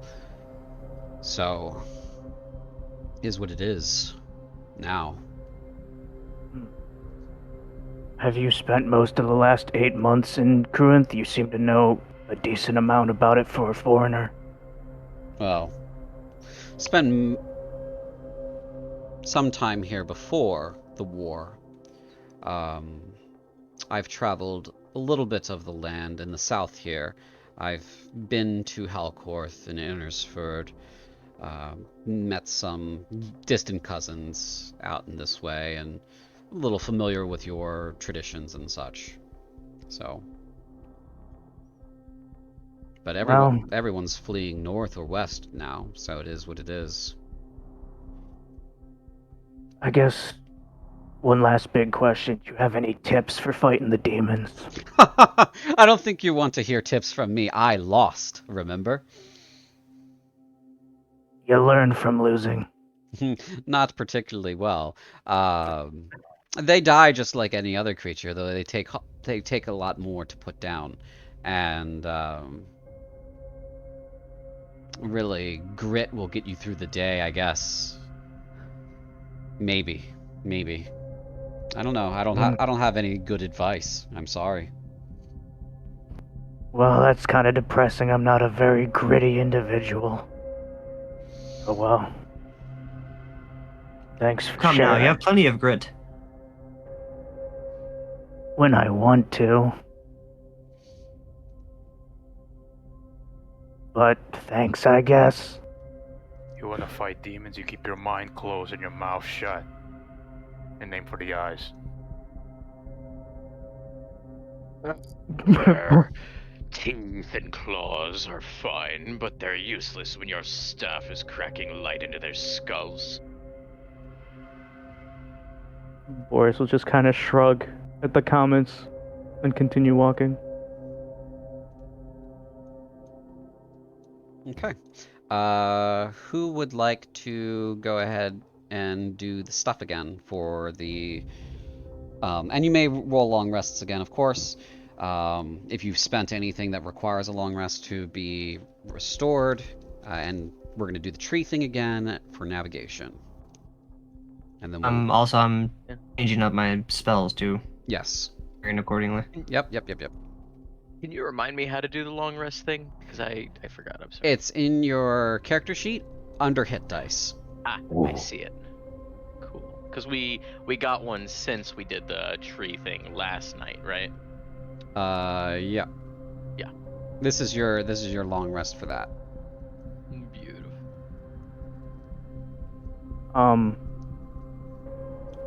5 and a nat 20 for your portents, right? Yes. Okay. Amazing. How close are we? Can we ask that? You got 35 points right now, but if you fuck up, it could go backwards. Natural 20 on the survival. I was gonna say I could just do a natural 20 on the survival check. That's provided he doesn't fuck up going up and down the tree. Well, I'd say, well, he Oh. doesn't have to, right? But You As, can't just nat 20 the survival. You have to get the land nav first. oh, gotcha. Okay. Otherwise, you will get lost immediately. Gotcha. I get up there easily enough on my own. I don't need you, John. I appreciate the help. Aurelia, were you going to say something? I was gonna say, from here on out, every time we climb a tree, like I said, I'm bracing below the tree, but I'll cast aid on myself and whoever climbs. We'll give them some temporary hit points in case they fall. Okay. Oh, good idea. That'll probably be me. Okay, go ahead and roll the damage for that. You would go into the dialogue there and click the button. Here you go. So 5 temporary hit points for yourself and for Diffidence, who is doing the climbing of the tree. I believe. Fun. Yeah. Alright. Should I go ahead and roll the acrobatics? You should go ahead and roll the acrobatics. Ooh. There you go. There you go. 20. Now for the perception. Alright. I told you I don't need any help. I'm a natural. 100 one. feet in the air. Nobody can hear you. A I'm gonna reroll natural that. one. I'm gonna lucky that. I'm gonna lucky that. Okay. Not the kind of natural you wanted. I am the natural. Spears his own eye with the tree. With a tree I branch. just imagine I'd fall from the very, very top of the tree. Okay, that passes. Now you gotta get down. Alright.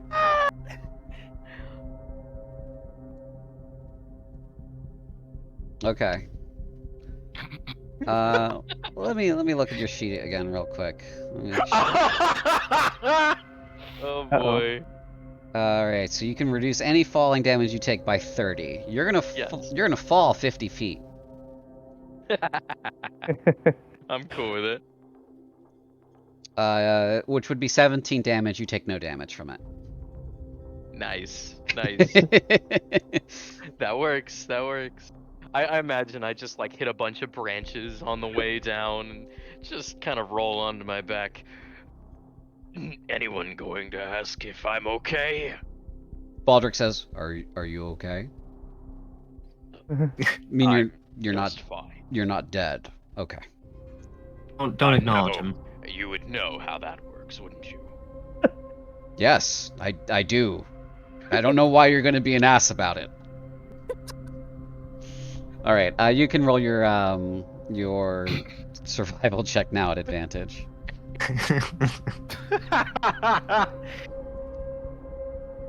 Boy. I'm gonna. Can I lucky that? I don't know. I'll just use my 20. Okay, you can nat 20. All right, so that'll get you enough points. However, you gotta roll me a 1d6 still. Ooh, it's either a 1 or a 6. Yeah, so basically flip a Ooh. coin. Flip a coin for me. Do you want me to- Somebody I flip a am coin. Okay, I'm gonna flip a coin. But by the laws of how these things are made, one is a good result, the other one is not. Okay, it's /R 2D? 1d2. 1d2? Yeah. Okay, /R 1d2. Okay. Wow. Oh, no. 1. That's an That's encounter. definitely an encounter.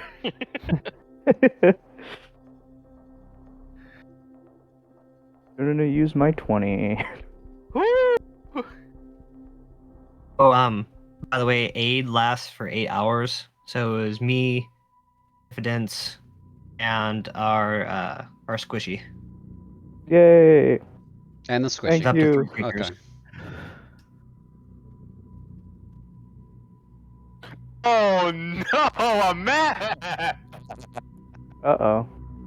Uh-oh! Oh shit, this map is scary! Oh my god. Look at the shards of light, see if you can spot any board. My bad. I didn't mean to do that.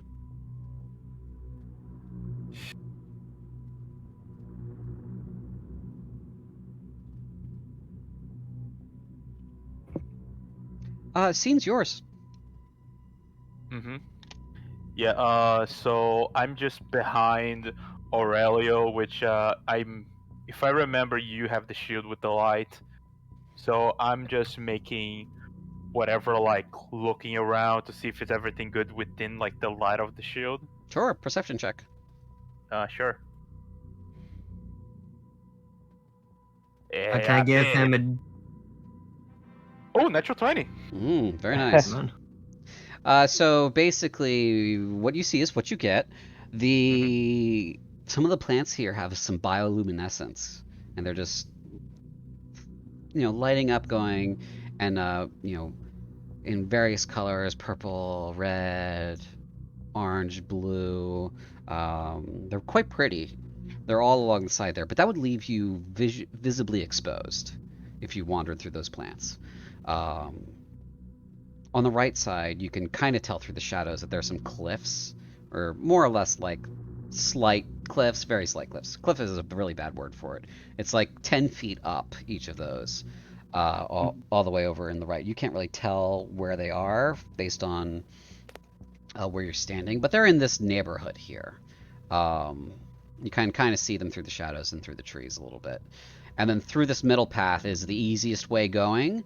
There's some ferns and such along there, but there doesn't seem to be any creature or monster or person lurking within the immediate area of the shield light. Are those plants like big enough to be like cover? No. No, Okay. they're quite small, and that's kind of why it would leave you so exposed, because it would basically light you up like a spotlight if you stood over them. Okay.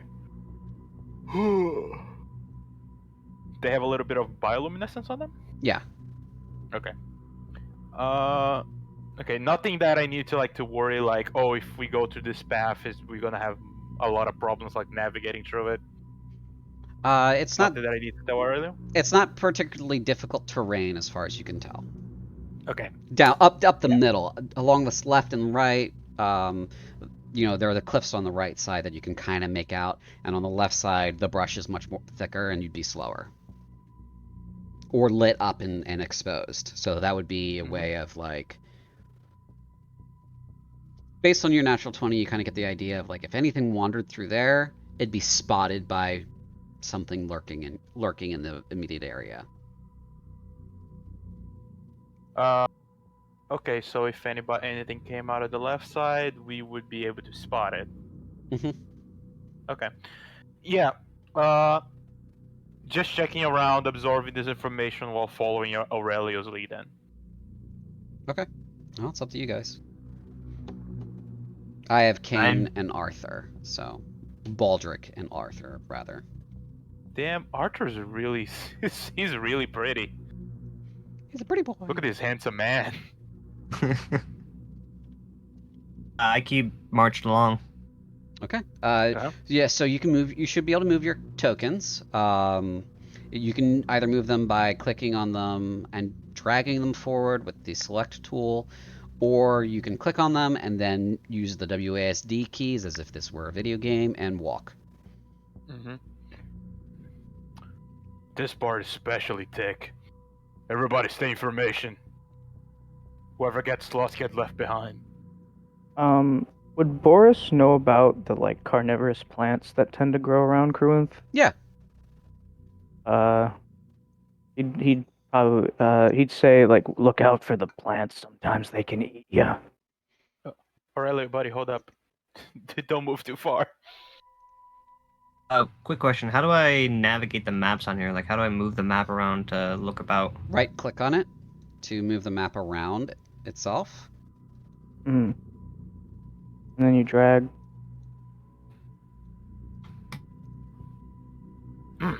Aha. Got it. Technology.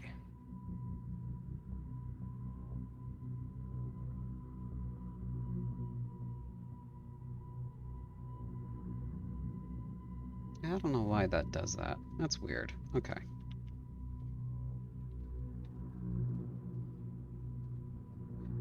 Gotta grab Arthur and move him up.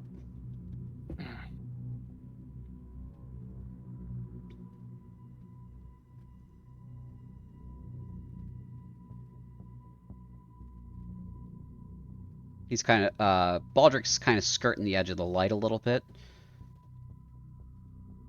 All right. He's shown that the light hurts him at all. No, it doesn't seem to hurt him at all. Oh. He's just skirting it because just to provide cover, it looks like.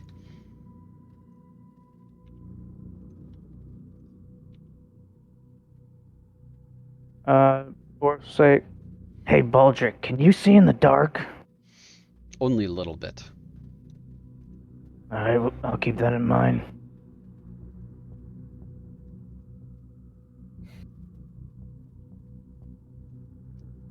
Is Boris still holding like a torch?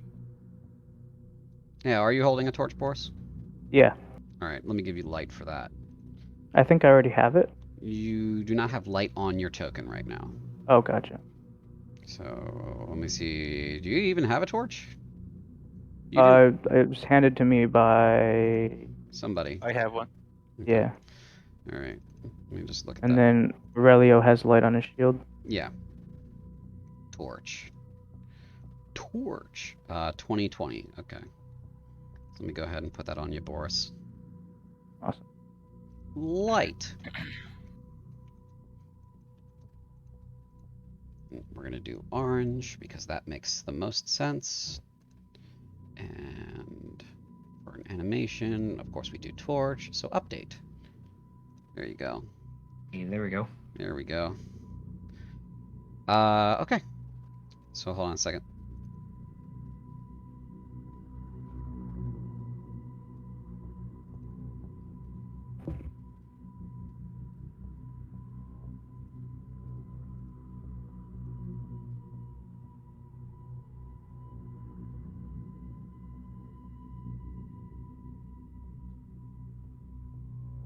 Okay.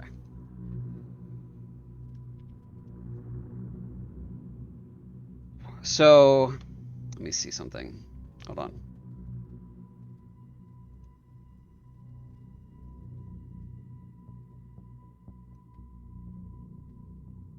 Okay.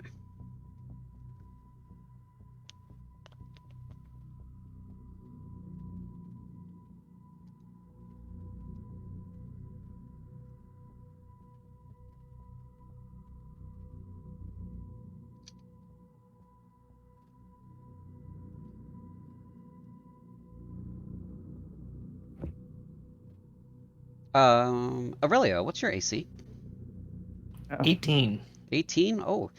So as you're kind of like walking up towards that area, big branch comes swinging by and it hits you across the back, knocking you a little bit forward. It deals 17 points of bludgeoning damage. And Jesus.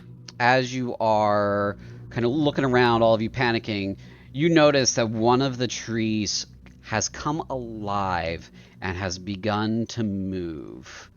We're going to go ahead and roll initiative. Let me go ahead and add Boris here to the stuff and things, and Diffidence to the stuff and things, and Baldric to the stuff and things, because he's an ally.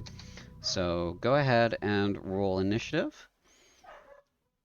Yeah, we're gonna take a 5-minute break after you guys roll. Whoops.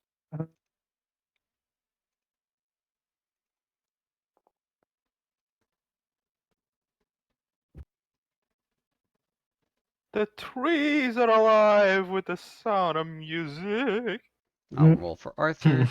Okay, so we have a order now. Diffidence is at the top of the order. John Rosa, Baldric Kane, the Tree, Blight, Aurelio, Boris, and Arthur Nova. We will begin combat at 6 p.m. U.S. East. Between now and then, go ahead and get yourself a little bit of a break. Oof.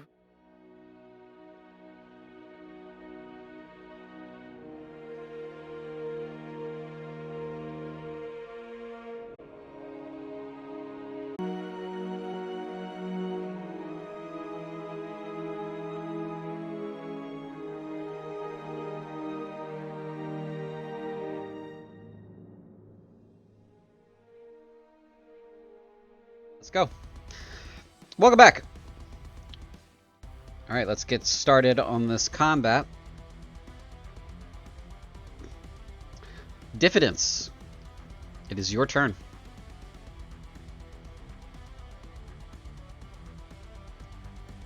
Is he back? He should be back.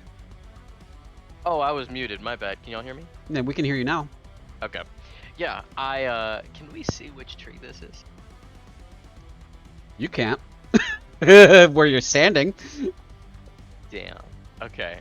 Alright, watching this dude get fucking flung, I'm gonna go around the group a little bit here, try to get a... There you better go. view. Now you see it. Oh no. Hi. Hi there, buddy. Hang on. I think I know what I'll do here. Run. Diffidence ain't no pussy. Alright, so what I'm gonna do...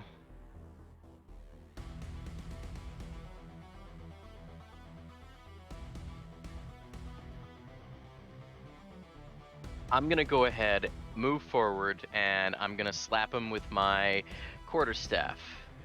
First thing. Wood against So- wood. Let's go. Yes, 100%. So attack, normal. Huh? 15. I mean, how much can he dodge? He's a tree, right? That hits. Yeah. Okay. All right. I'm gonna roll the damage. Okay. And then I'm gonna do flurry of blows. Okay.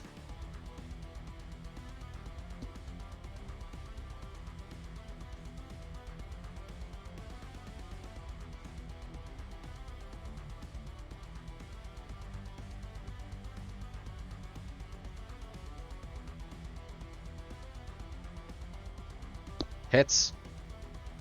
Nice. And I'll do a second attack because that's flurry of blows. Oh, baby! Muck.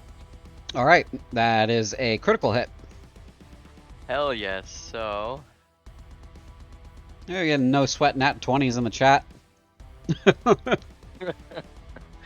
God damn. And then I will use the old favorite of the Drunken Master, the Drunken Technique, where I just did a bunch of fucking slaps on him and now I'm gonna fall on my ass and disengage. Okay. And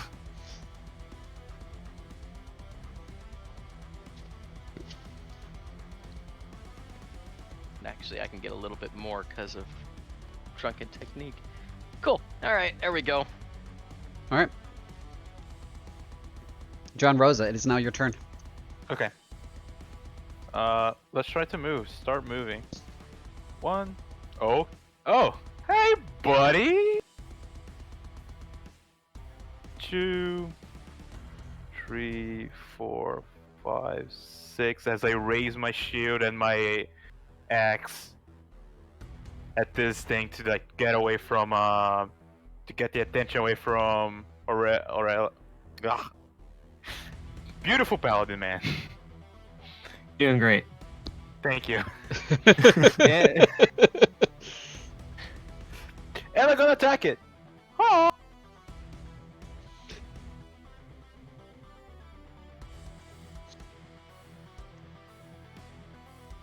Take that, ruffian.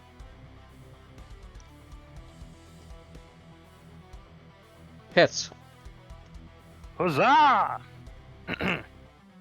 Okay.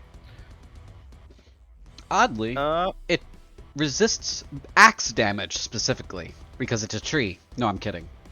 Really? Oh, okay. Man! That guy. How'd you going? Okay. I am going to. Wait, hold up. Let me see the size of it. Is knowing a size something that like a player can know, or do I just need to try it and see if it works? It's huge, but what are you trying to do?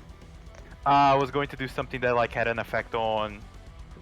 I can push people away if they are large or smaller as a pushing attack. Nah, this thing's too big for that.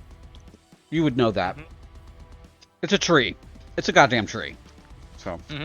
I am still gonna use my superiority dice to try to push it. It doesn't work because it's large, but I still get the bonus as John just hacks with his axe hand and bashes it with the shield. Sure. Yeah. Let me add the damage. That's gonna be a 1d6.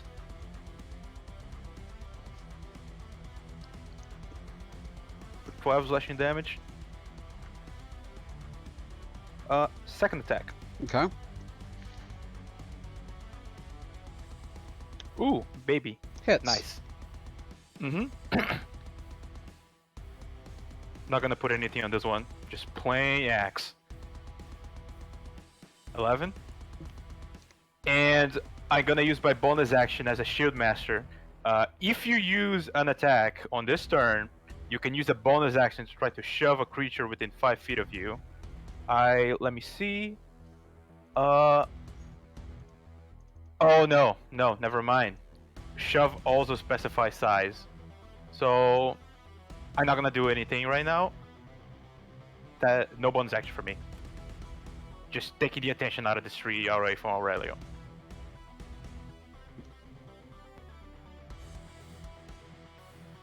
End of the turn.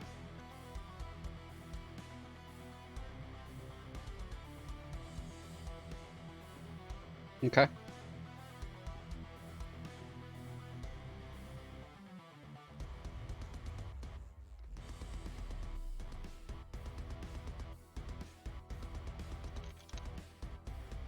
This music's funky. I'm getting down with this battle music. There you go. Get down with your bad self. Okay. Next up we have the tree. No wait, it's Baldric's turn. Baldric. Sorry, I'm gonna try to fix Diffidence's staff first. Thank you. You're welcome. Oh, you gotta hit the yeah. When you do damage, there should be 2 damage buttons, regular and versatile. You just hit versatile for the 2-handed damage, okay? Okay, cool. That's good to know. Yeah. Okay, Baldric's turn. So Baldric unsheaths his sword. He's gonna move.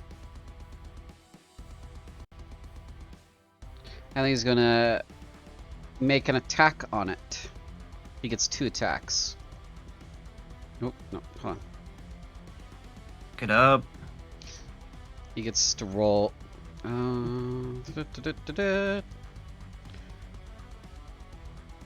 That's his first one. 16 will hit. No, it won't. Yes, it will. Yes, it will. It does. And the second one is 26. 26. So both of those attacks hit. 13 points of slashing, and then 10 points of slashing, 23 points of slashing damage. So he charges him. Yeah! I have sound effects for that. There we go. They felt necessary to do. Okay. Oh, they're necessary as well. Yes. That's the end of Baldric's turn. Now it is the tree's turn.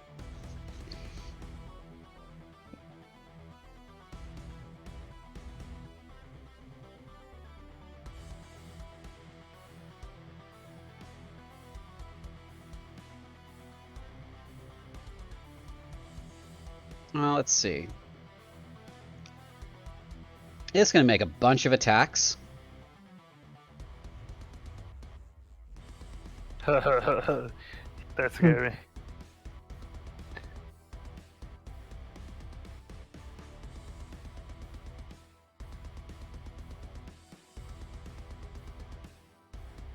What's your AC, John? never 18. mind. I rolled a 26. That hits you. I can't shield. You take 16 points of bludgeoning damage. 16 points. Nice. Mhm. Hold on. I want to use my reaction and use my fighting style called Interception, Okay. and I can reduce that damage. Okay, Okay. from 16 to what?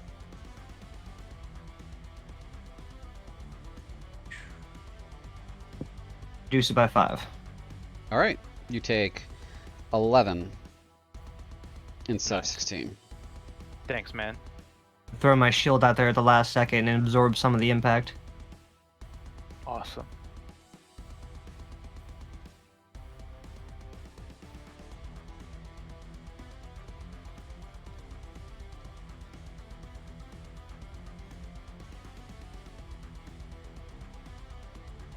Okay.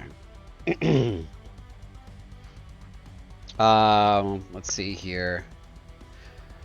John, you're grappled. As he hits you with the branch, a root flips up from under the ground, wraps around your leg.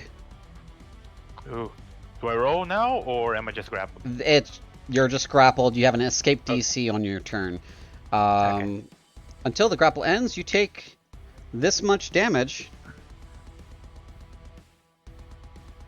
You take 12 points of damage as the root wraps and starts to crush your leg. Right now? Yeah. Okay. 12. Okay. Mm-hmm.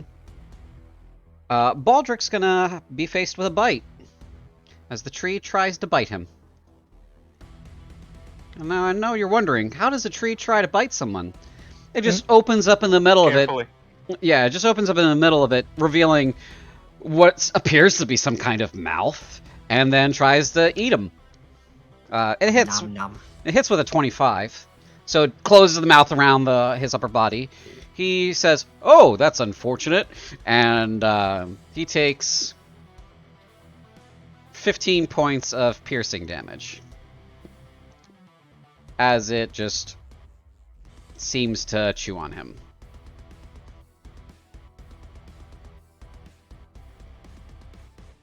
Okay. Boris. A branch comes whipping around the side of that other tree and tries to hit you. What's your AC? 15. Oh, that hits you with an 18. Darn. Yeah. I'd like to cast shield. Okay. Shield will boost your armor class up by 5, which will mean it blocks it. So as the tree branch comes whipping around in front of you, you go, oh, shit. Cast a shield on yourself, and the branch crackles across the shield. Ooh, that's a beautiful token effect. That is really good, yeah. Mm-hmm. And let's see, Arthur's too far away. No, Arthur's just within range. Yeah, so the same branch is going to try to hit him. We'll see if it does. That will hit Arthur. That is 12 points of bludgeoning damage. Arthur is going to use the spell Hellish Rebuke as a reaction.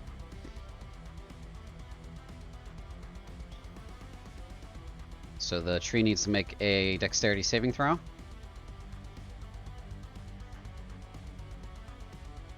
It passes. Huh. So it takes half as much on the successful save. So it takes 1 point of damage. He rolled 2 damage. Okay. And then this happens. Another root comes up and tries to grab on Arthur. That hits Arthur. And he takes 9 points of bludgeoning damage as it begins to crush his leg. Okay. This is the end of the tree's turn. Aurelio, your turn. After Aurelio tries to bat away that tree branch and sees John get grappled and everyone's in the thick of it. We're all doing great, guys. Good job. Kane, you can't die, right? Nope. He says, inside the creature's mouth, it's gnawing on him. I'm gonna cast Bless on myself, John, and Kane. Okay. Then I will move to flank the tree. Is that gonna be possible? To flank the tree, you have to be on an opposing side of it. So you could go there, or you could go over there. I would give any of these 3 spaces flanking, or one of these 3 spaces flanking.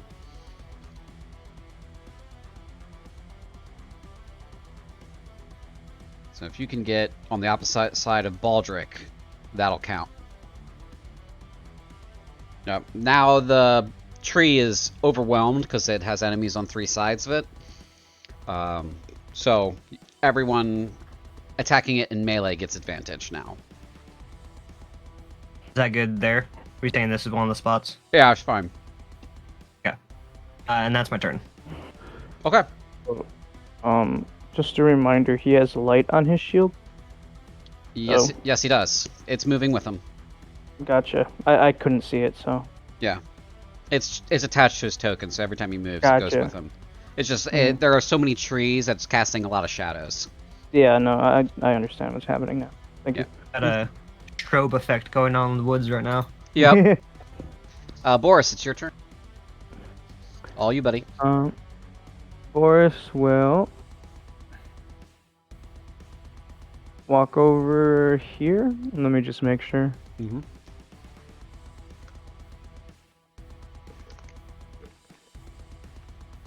Okay, yeah, that should be fine.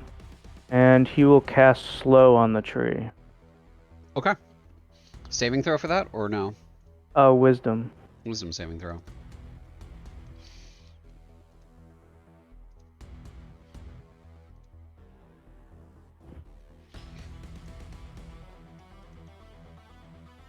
That's a big area. It's a 40 by foot area. I can choose up to 6 creatures. Okay.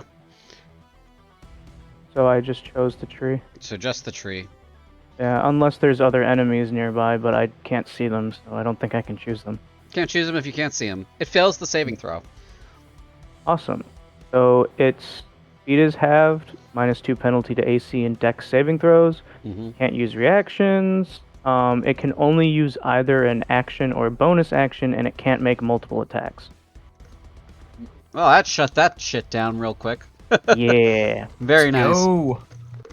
And I would like to. Oh, whoops! I didn't realize I had this. Okay.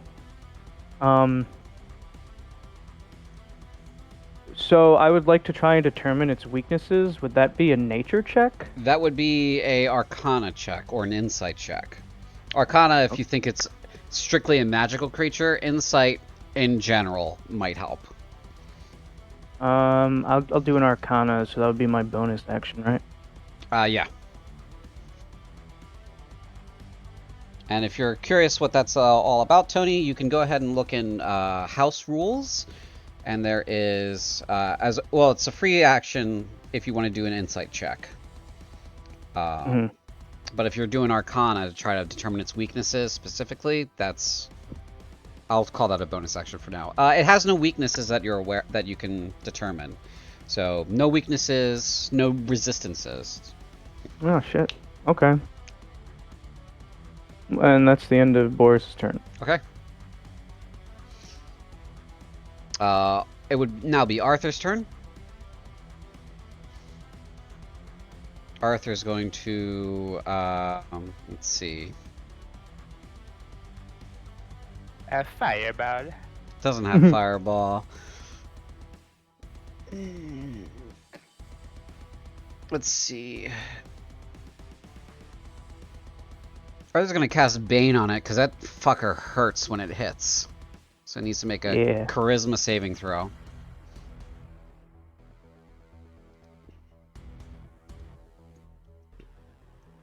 It fails the charisma saving throw. Fucker.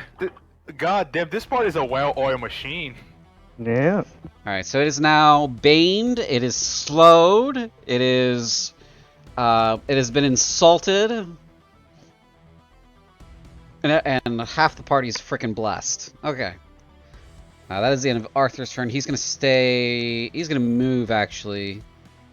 Now that it's been baned, and it can't use reactions, so it's gonna. He's gonna kind of like. He's gonna move He's here. a rogue, right? He is a rogue. No, he's a blood hunter cleric. Oh. Yeah, he's okay. he's the party's healer. So. Oop. But he's gonna stay outside of the trees swinging range. So. All right, that is the end of Arthur's turn. It is now your turn, Diffidence. Yes. Alright, so I'm gonna rush forward like before. And I'm gonna slap on him. You're gonna So- slap him. Slap him good. Wood on wood. Okay. Some hot wood on wood action. Oh dear. There it is. And That's a miss. yeah. I'm gonna also do another flurry of blows, so Just a reminder, its AC is I know. 2 less than it should be. I know. It's still a miss. I imagine. I just, just saying. That's Damn. also a miss. damn, bruh. That did one any- hits. Did anybody see the 16 moving to a tree that got me back? Actually, could I? Do I get advantage for flanking here or no? You do. So I don't know why you're not rolling with it. So you can I can- re-roll those first two? Yeah, you can re-roll those first two. Okay. Actually, I'll count the first 2 rolls as the same roll. So it's Fair only enough. 1 miss. So you get 1 more roll. Okay. And that would be with your unarmed strike, though. Yeah, you're right. There we go. There you go. Oh no, I've lost a fry. What happened? Oh no. All right, I imagine that hit. 23. Yeah, that hits. Does a 40 hit? Actually, I'm using mirror image, so So no, but yes.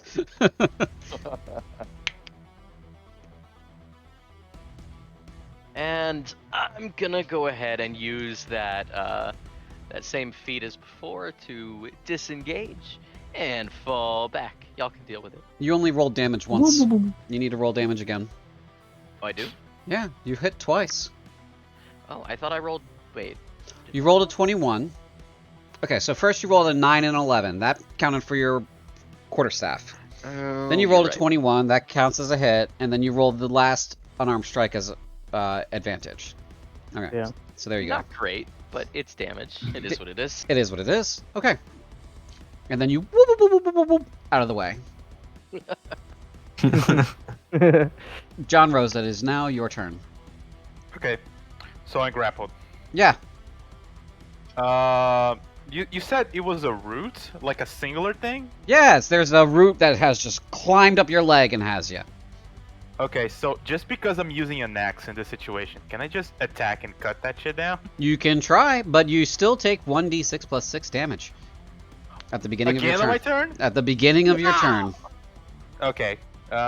Give me the damage. The damage is 7. 7. Mm-hmm. Okay. Psst, I modify all my monsters. It's fine. Ah, my leg! John doesn't say that. But Tao does. John doesn't say it, but Okay. it's in his thoughts. Okay. Well, I'm gonna attack it because if this helps, I might do enough damage to him. Sure.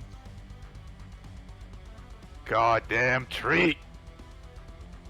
Do I get advantage on that? Are you attacking? or the Are you root. attacking the root or are you attacking the tree? The root. No advantage on attacking the root. Fair. You 11? miss. You miss. But maneuver, precision strike. I get to roll a dice and add to my attack roll. Okay. Did you also Uh, add bless? I did not add blast.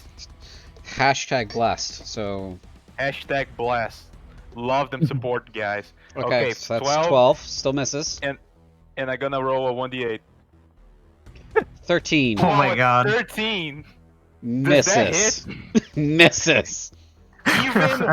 Even with the what is it? With the slow on it? The creature and the root have different stat blocks.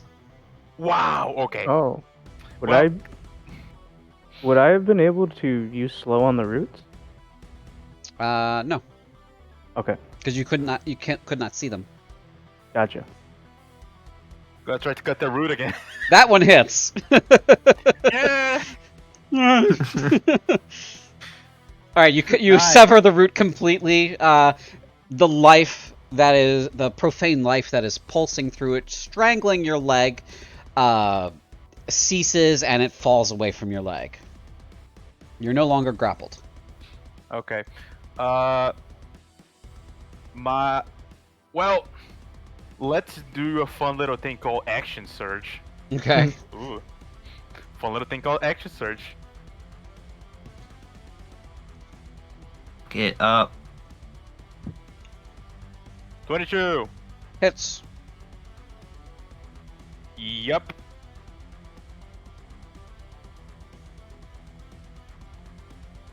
For 5 damage. There you go. And I know you said you're not this mighty type, but John is going to smack it with the shield, point at you with his ass, say, "Attack it now!" And I'm gonna use my maneuver of Commander Strike to use one of my attacks, and my bonus action, and I'm gonna give one attack to Aurelio for free as a reaction. Hmm. Oh shit. And attack it now is what I'll do. Okay. Kick its ass. Hits. Nope. No, doesn't hit. Wait, I with advantage? Get a Oh, you gotta roll the Oh, no. advantage. You gotta roll the advantage. So you get one more roll. And don't you have bless on there? Did you roll that with it? yeah. Okay. I haven't rolled bless yet. Okay. Whew. That second one definitely hits though. Okay. Then I'll throw on a divine smite. Okay. At second level. It's not your turn. That This is a does it have reaction. to be my turn? You Yeah, need to. but divine smite's just when I hit it with a melee attack, isn't it? Yeah. It might be. Yeah, you're right. Hold on. Let me see. Let me see something. Yeah. Let me see something. Let me look. Brrr. You I'll hit let with a you melee. see. You can expand a slot. Yeah, you're good. Never mind. Okay. Sorry, So- I just wanted to be sure. Just want to be sure before the internet crucifies me. You didn't do that right. Okay. All the dice. Oh my god. Nice. 8 and Smite. 18. And you are also inspired by John's inspiring words, as you also get the damage from my Superiority die. superiority dice. So go So, ahead and roll One that. more d8 for you, buddy. One, no. Hey, you're a little bit inspired. So that's Just a 27 little bit. points of damage. That's enough to finish it. How do you want to finish off this tree? I'll go off of John's words and shout out to everyone, attack now, attack! And the whole party just goes ham on the tree until it splinters. It's like in Lord of the Rings when those orcs are chopping down the trees in that are within Isengard, and just like 3 or 4 of them Sure. are just chopping it to pieces. Baldric, John, and Aurelio, you guys are going ham on it, cutting it apart. Arthur's kind of like standing there, leaning back, letting this root wither away that had grabbed him by the leg. That Durance, you just start punching it. Just run up and you just start punching it. And Boris, did you want to get in on this? Minecraft side. Sure. Just like hit it with a frost ray, I guess. Okay. Whatever it's called. Sure. Ray frost. There we go. Sure. Okay. You guys finish killing the creature. It is good and dead. That is the end of the combat. Okay. 1 action search down and 3 superiority dice gone. Okay. Which I'm gonna roll my It's- second wind. Man, I didn't even need to cast slow. that's Well, some of those attacks were really like. Ah! you know, we saw you casting slow, and that really helped. Yeah. It's inspiring. there you go. What was it? What's that D10 you're rolling? My second wind, Okay. unless something happens and I cannot use my bonus action. No, you can use your bonus. You can do that. Let's see here. Anybody need a cure wounds? We're into setting. I don't know what happened to y'all. Diffidence didn't take any hits. 62. Same. Just no shield. God. God, just use shield. Just drink use magic, bro. Just Clearly, The, the solution is just to drink. That too. The tree is definitely dead. Aurelio will stand up, huffing and puffing, and be like, "Yeah, all right, that was brilliant teamwork, guys. That was amazing. Okay. You guys can Kicked take its a ass." you guys can take a short rest if you'd like as well. I'm good to keep going. Up to the party.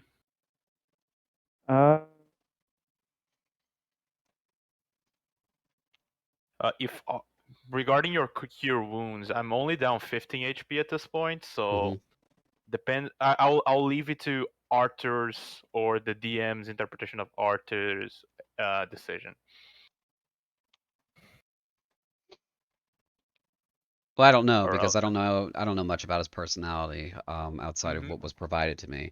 So I'm just asking the party in general, like, do you guys want to Alright. short rest and or get a heal bump before moving on? Short rest would be nice because I could recover a third level slot. Okay, I'm down 17, so if we're gonna take a short rest, that's fine with me. Okay, you guys can take a Mhm. short rest. Awesome. All right, so short rest time. Gonna make a firewood with that tree we just killed. Yes. No, heal 6, and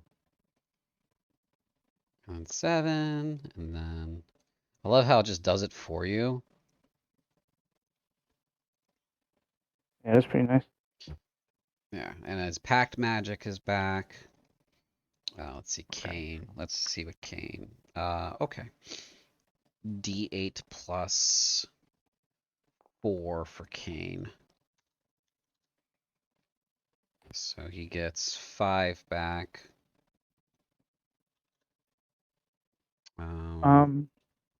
While we're short resting, can Boris kind of like investigate the tree? Sure.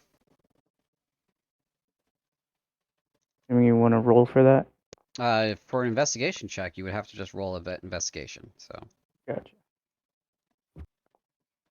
I assume that's what you want to do. You want to investigate. Yeah. it. Okay. Mm. All right. I'm going to delete that template just so we have less going on the screen. 27. That is a as far as you're able to piece together, this particular tree probably either came to life from ambient magic or was caused to come to life by a spell. It wasn't in its own nature magical. That's why, it doesn't set off any alarm bells when it comes to like, wellspring energy coming off of it or anything like that. It is, all intents and purposes, once it's been defeated, it is just a tree. It is just like any other tree in the forest now. So whatever was animating it, you guys really were doing more damage to whatever spellcraft was on it rather than the tree itself. So an Arcana would not glean any more information, correct? No, because whatever spellcraft was on it is gone. Mm-hmm. Okay, well, and I'm assuming there was no loot because it's just a tree. It's essentially. just a tree essentially. Yeah. What is this? There is a little circle of blasting hanging from one of its branches. What? What?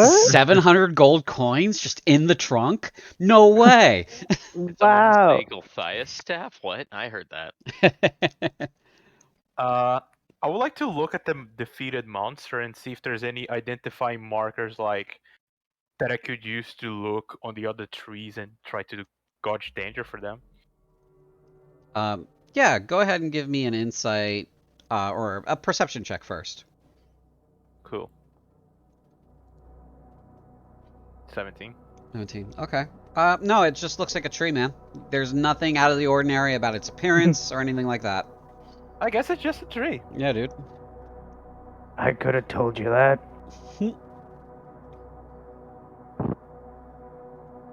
All right. Ready to move on?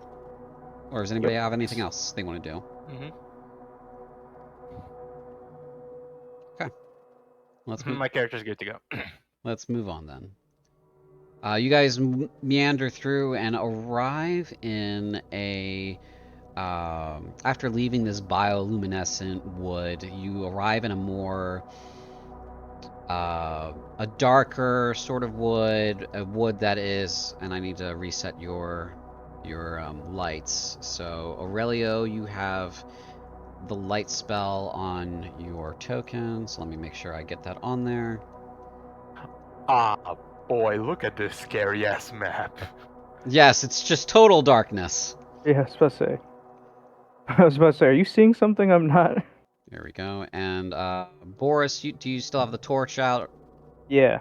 All right, we'll put the torch back on you.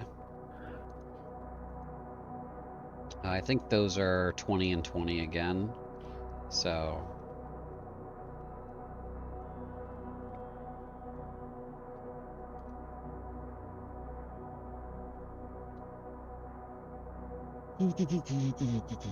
Okay. So yeah, scene's yours. You guys have arrived here.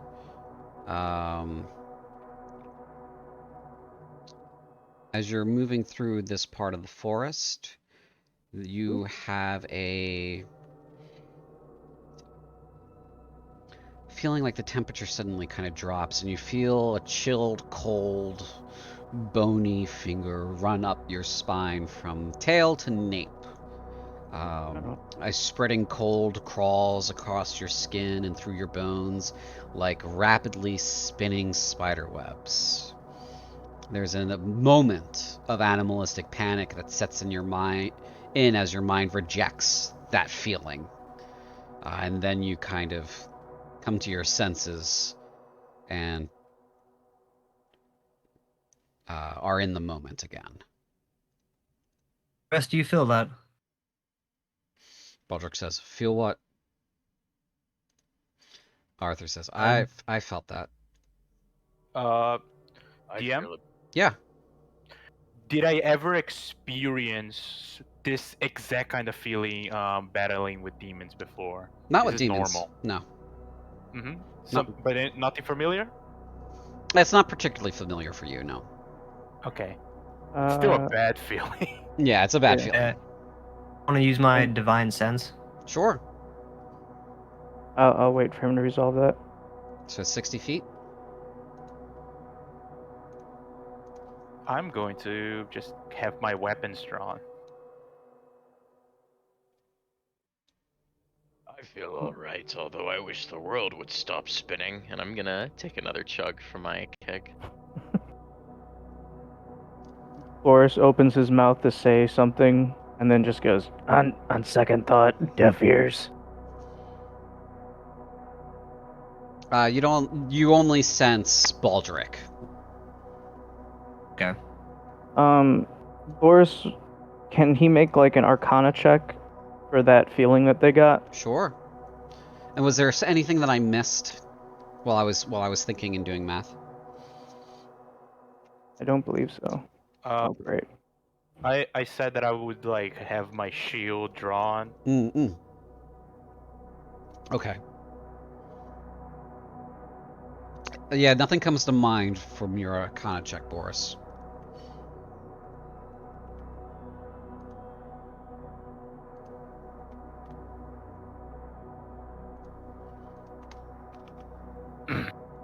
I wonder how these people live in these woods, surrounded by this evil. Carefully, I'd imagine. People. Yes. Baldric says, "I don't think people live here." Probably died here though. Let me grab Arthur. Hold on. I guess perception check. Yeah, you can go ahead and make a perception check if you'd like. Anybody else want to? Perception. Can I give him Yeah, the I'll do one. help action with that? I don't normally allow help actions on perception checks because it relies strictly on senses, on your personal senses. It doesn't really make a whole lot of sense to me, so I don't normally allow it. Hey Ooh. there. Look at us. Buddy's rolling a 5. Sorry, I need to fix something. There we go. Yes, and empty the tracker. There we go. Alright, so we got Aurelio with a 17, Diffidence with an 8, John Rosa with a 9, Boris with an 18. Let's see, perception check for Baldric. Let's make that one public. 14 for Baldric, and let me roll one for Arthur.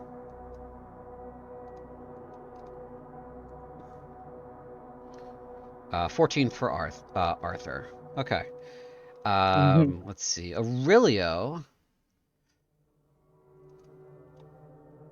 you're let's see.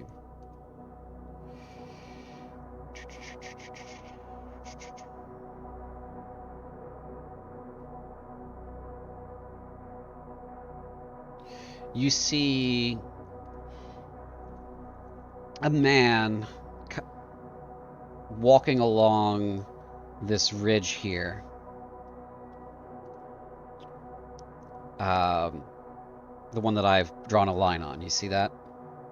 Yeah. Okay.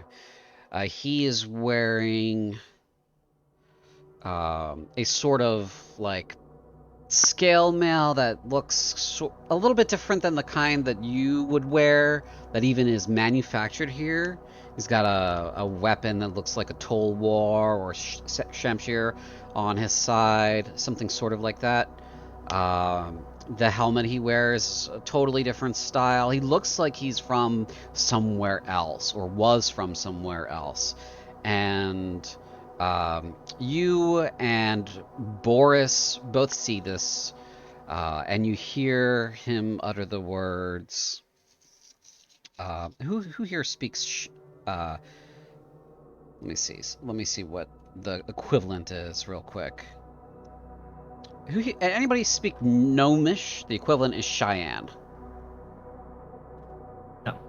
No, but I can cast comprehend languages or tongues. By the time you would cast it, he's already said it. So you hear something along the lines of and he's moving along the wood. You don't. He kind of like moves out of vision after that. Aurelio will kind of fall back into his training and say in a low tone to John's contact on the left, up on the ridge. He's probably already seen us. John grabs one of his hand axes and like tries to locate the target. Can't see him anymore.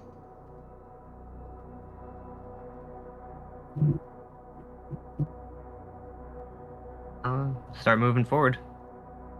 Proceed carefully. Keep tight formation. Immediately, I see Baldric running upwards. Well, there was a tree in his way.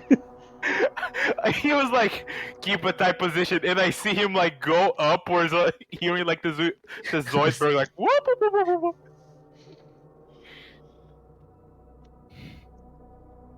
You want him to walk into a tree? He's not gonna walk into a tree. Well, he cannot feel pain. I think. He didn't say he couldn't feel pain. He just said he couldn't die. Wow, sucks to be him then.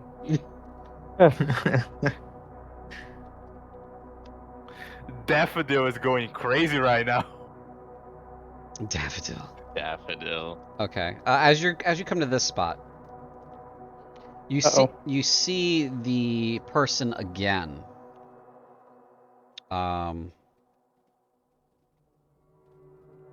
Sort of float across through the air ahead of you, Aurelio.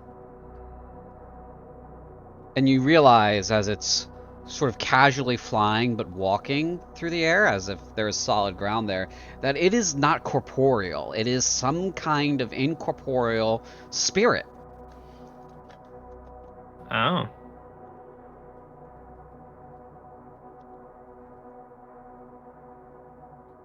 Dead are among us, fellows.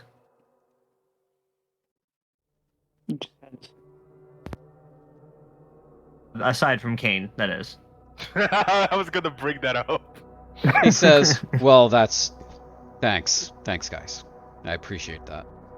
Gentlemen. Sometimes those that haven't moved on are privy to information that could be helpful. I'm not a cleric. I don't know how to speak with them. Doesn't sound like he speaks our language anyway. We have spells that can help with that. No spells that I know. I mean, if you have the spell Rut-Row Raggy, you can use that. I'm determining if I want to use comprehend languages or tongues. I'll cast tongues on myself. Okay. Go ahead and post it. Alright, so the spell grants the creature you touch, yourself, to understand any spoken language it hears. Moreover, when the target speaks, any creature that knows at least one language can hear the target understand what it says. Okay. So you hear as it's moving along some more, and it's moving around quite fast, sort of flying through the air at a pretty decent clip. It's just kind of wandering these woods and saying stuff like, "We were just trying to get away." And it's just wandering.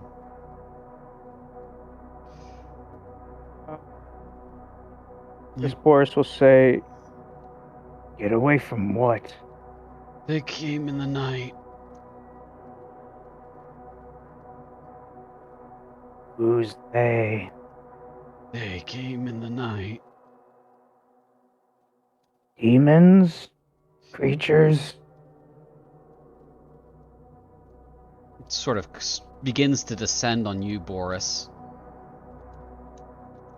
Can I do an insight check? Or would an arcana work better for this? What are you trying to do specifically? Kinda determine its intention? Okay, that would be an insight check. Yeah.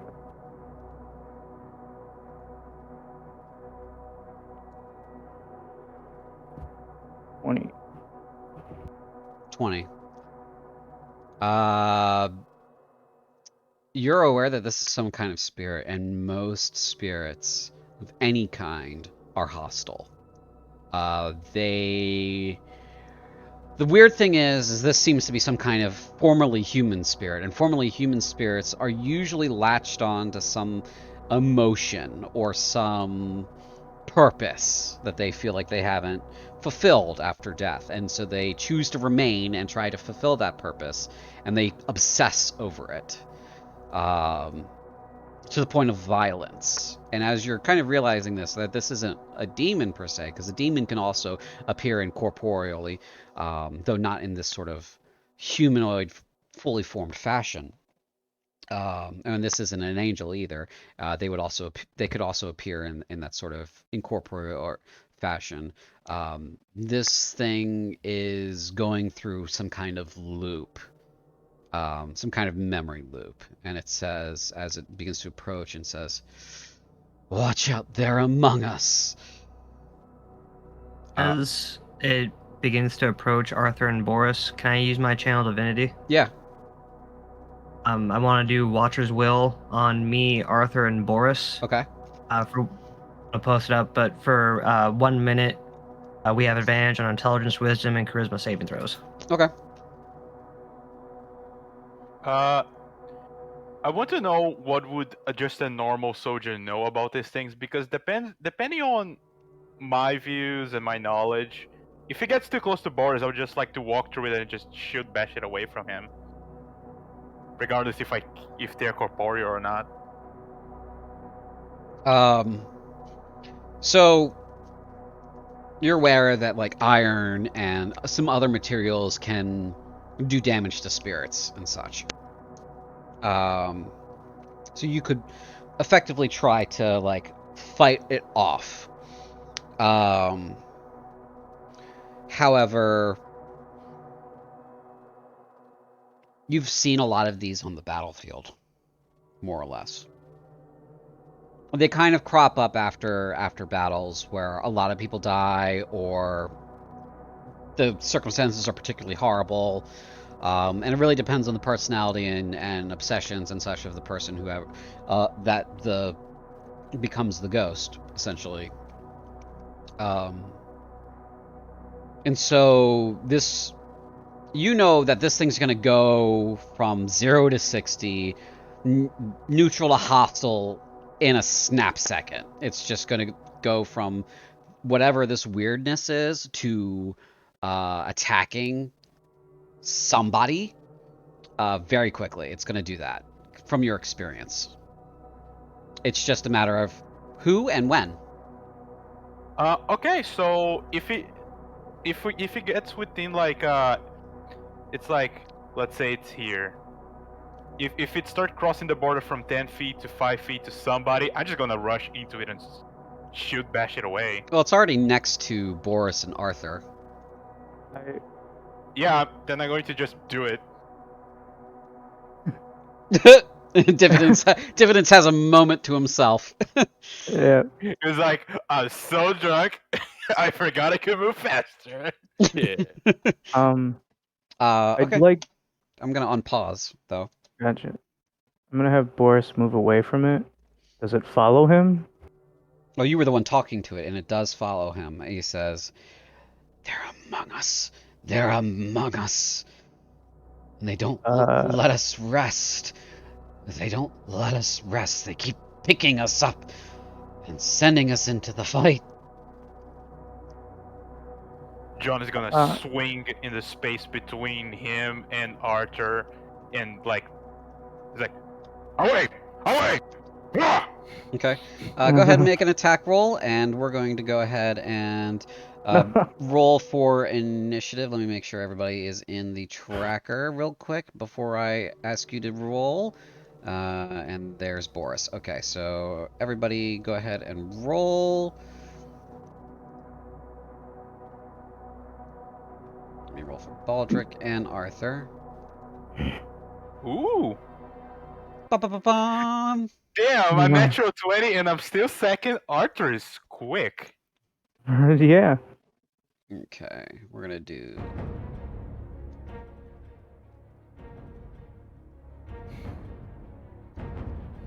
Okay. So first up we have Arthur's turn. But John, go ahead and execute your attack. Or did you already? I have not yet. Yeah, you're the one who's starting the fight, so go ahead and execute it. Well, I said that I wanted to like swing in the space between him and Arthur, as in like a way to like make it like. Then never mind. Like, get away! Then never mind. Okay. So Arthur's turn. He is going to use his rapier.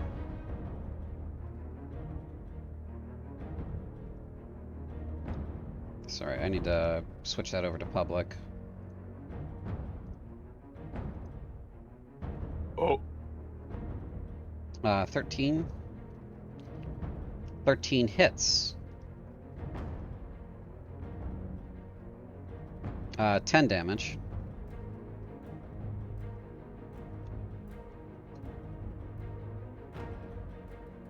I believe he only gets one attack for his... Yeah. Okay. That is... Hold on. Let me make sure.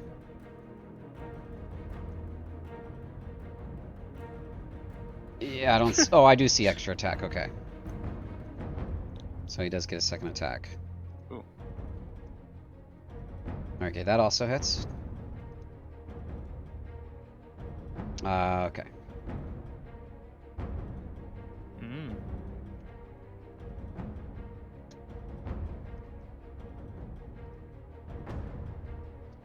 John, it is your turn now. Okay. Just questioning because it is rapier of life stealing. How crazy wicked looking is that? I'm not going to describe it because it's not my weapon, Okie dokie. but it is pretty neat. It is pretty neat. Okay. I'm using my hand axe for this one. Mhm. Do my hand axe, because of their properties, do they do magic damage? They are magical. Okay. Yeah. So I'm using my hand axe on this one, and I'm gonna slash at it. Is it considered overwhelmed? No. No. Okay. You have to be on three Okay. completely different sides. Okay. Back away from it. That hits. Oh, 21. Nice. For just just 5. Okay. But I am going to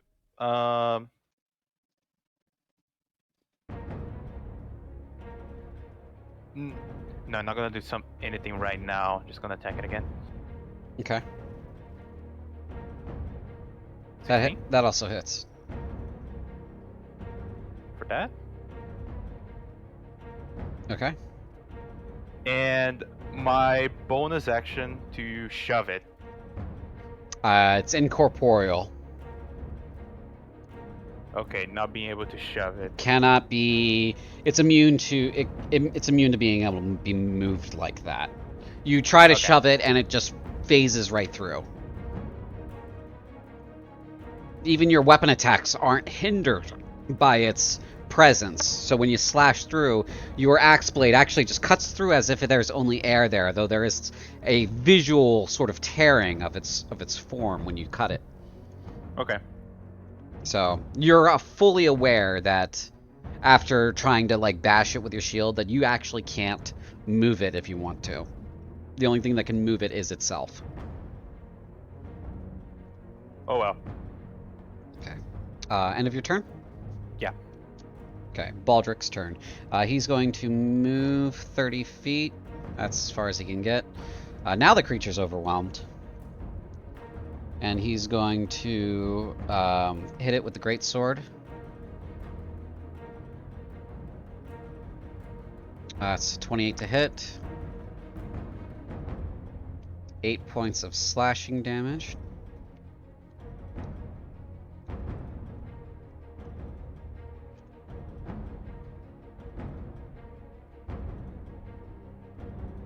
And his second attack. And that hits. 9 points of slashing damage. Okay, that is the end of Baldric's turn. It's now the Wraith's turn. It reaches for you, Boris, because it's focused entirely on you. It has been since even being attacked. And it says, "They sprang up among us and used our own friends to cut us down." And then it, tries to touch you. No. Oh no. Natural 20. That's 26. Why do I always get crit? Make a saving throw for me. This is Constitution? Constitution, as it says right there. Yeah. Gonna hurt. Oh my god, it reduces your HP by the amount rolled and it crit. What? You got that portent there? I only have 5. Oh fuck. Oh my god, I think you Holy died! My man, you may have actually just died. I think you died! Yes, the target dies if this effect reduces its hit point maximum to 0. Oh my god. Oh, okay. Wait, so you don't have any portent right now? I have 5 on the die. You can change that wraith attack to a 5. Oh yeah, okay, I'll do that. Oh my I forgot I god! could do that. It's like Boris is just chewing on bread 4 hours ago. Eh. It's like seeing you. It's like, oh, I better dodge that when it happens. So I feel Yeah, like I'll- something's gonna try to bad touch me. I should not let that happen. Yeah. Until this monster appears, Boris is like looking So let me with the stink eye to daffodil. So let me just describe what actually happens here. So Boris, as it's reaching out and trying to touch you, you get a flash in your head. All this is happening all at the same time. Time slows down for a second as the creature reaches out to you, and you see like a sort of like even ghostlier image of it reaching out and touching you by the face, and then yourself falling away to the ground dead. And you begin to move before it even reaches you, dodging out of the way of its outstretched arm. You narrowly avoided dying. Ooh. Oh my god, I'm so glad I had that. Oh god. Okay. Boris, it's now your turn. Boris will just kind of like jump with a start, be like, "What the fuck, John?" He will cast. Let's see. He'll cast Chill Touch on it. Okay.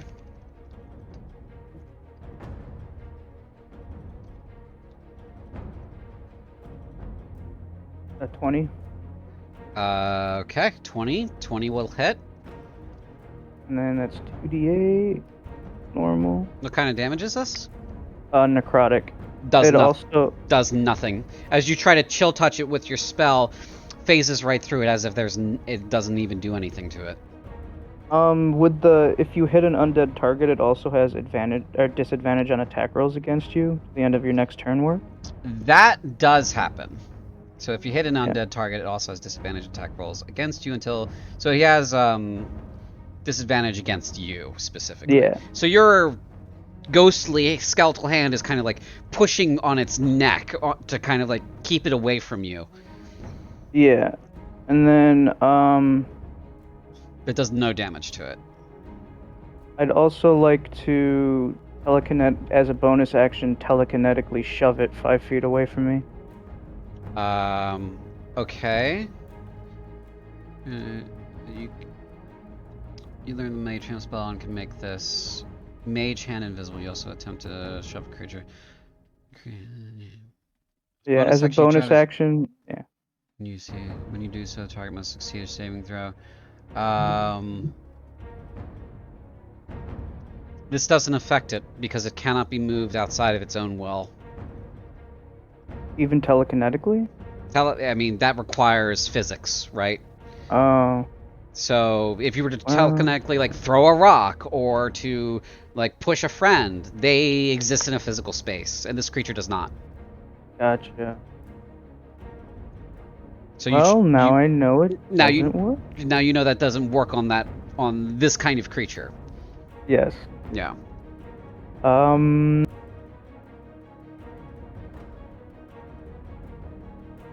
shit. I guess. Well. So that's your bonus action, your action. Did you want to And try to move, or because it might opportunity attack you? Yeah. It has disadvantage though. I'm determining if I want to risk that. No, I'll stay there. Okay. Your turn. Aurelio, it's your turn.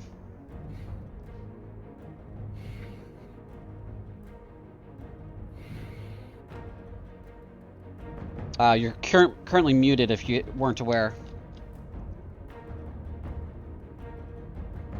I wasn't. Thank you. Now you are. So, in your games, how do you operate with casting times of spells? Can you cast more than one spell during your turn? Than like one action and one bonus action spell? If the bonus action spell is a cantrip. Yeah. Alright, then I will run over here. One of them has to be a cantrip unless you're a sorcerer and you can use Quicken Spell. Yep. And now that I'm next to Kane and Boris, they get my Paladin bonus because I forgot about that earlier. Aha! Both of them have +2 to saves now. Nice. And then I will bonus action Shield of Faith Boris. Okay. Thank you.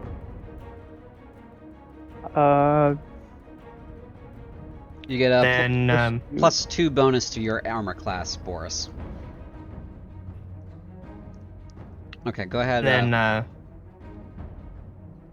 try to smack it with my Warhammer. Okay.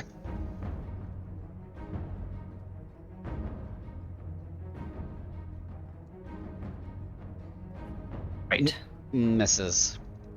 And what does Overwhelmed do? Advantage. So you do get to roll again. Okay. Advantage regardless if you're in melee combat with it. So. Okay. Also, I think you still have Bless.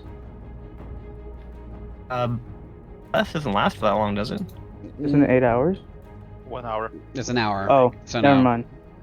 Bless is 1 Ignore minute. me. 1 minute. Oh. Even less. Oh, even, really? Even bigger no.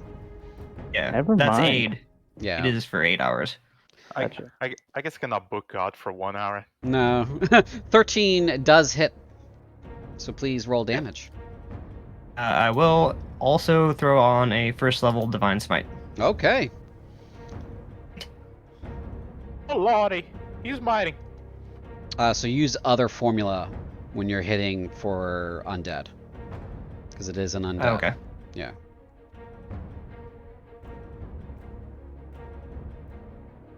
Okay, so 17 plus 11 damage. So that is 28 damage. It is Be gone! It is still up. That's my turn. Okay. Diffidence. Yes, I. Let's see. Can I just like run through it to the other side? You can maneuver through your friends, but you cannot maneuver through. Well, maybe you could maneuver through this. You want to risk that? Yeah, why not, right? Okay. Okay, make a saving throw for me. Constitution. With +2 for my Paliora.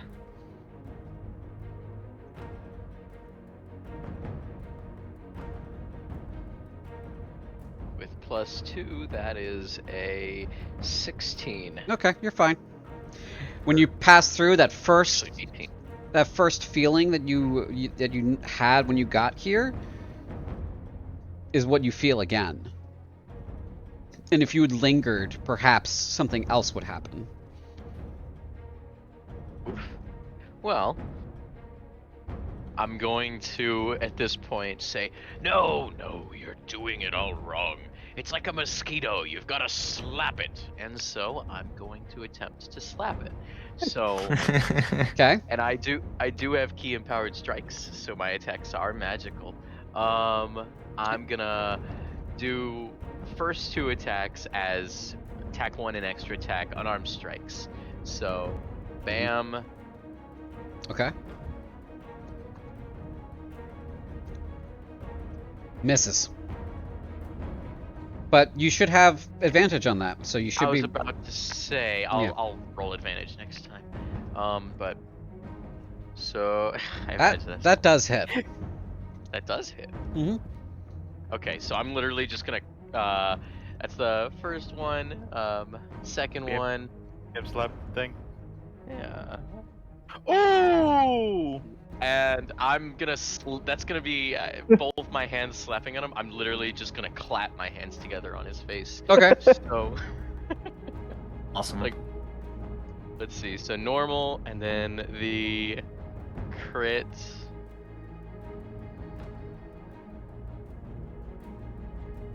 Very nice. Then I'm gonna do a flurry of blows, Okay.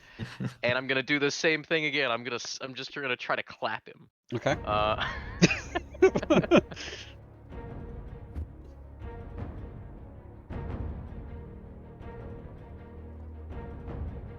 Misses. Damn.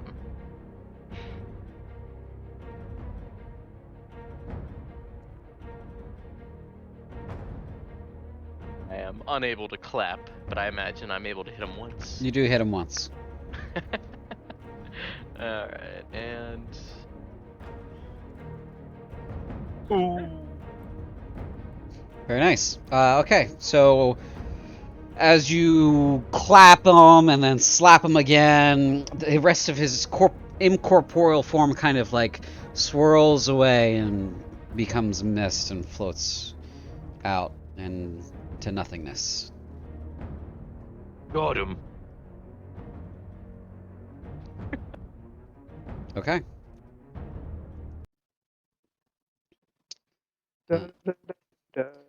DMCA. All right. You guys have caused the ghostly presence to disappear, and as you anything you want to do at the end of that encounter with the spirit from Cheyenne.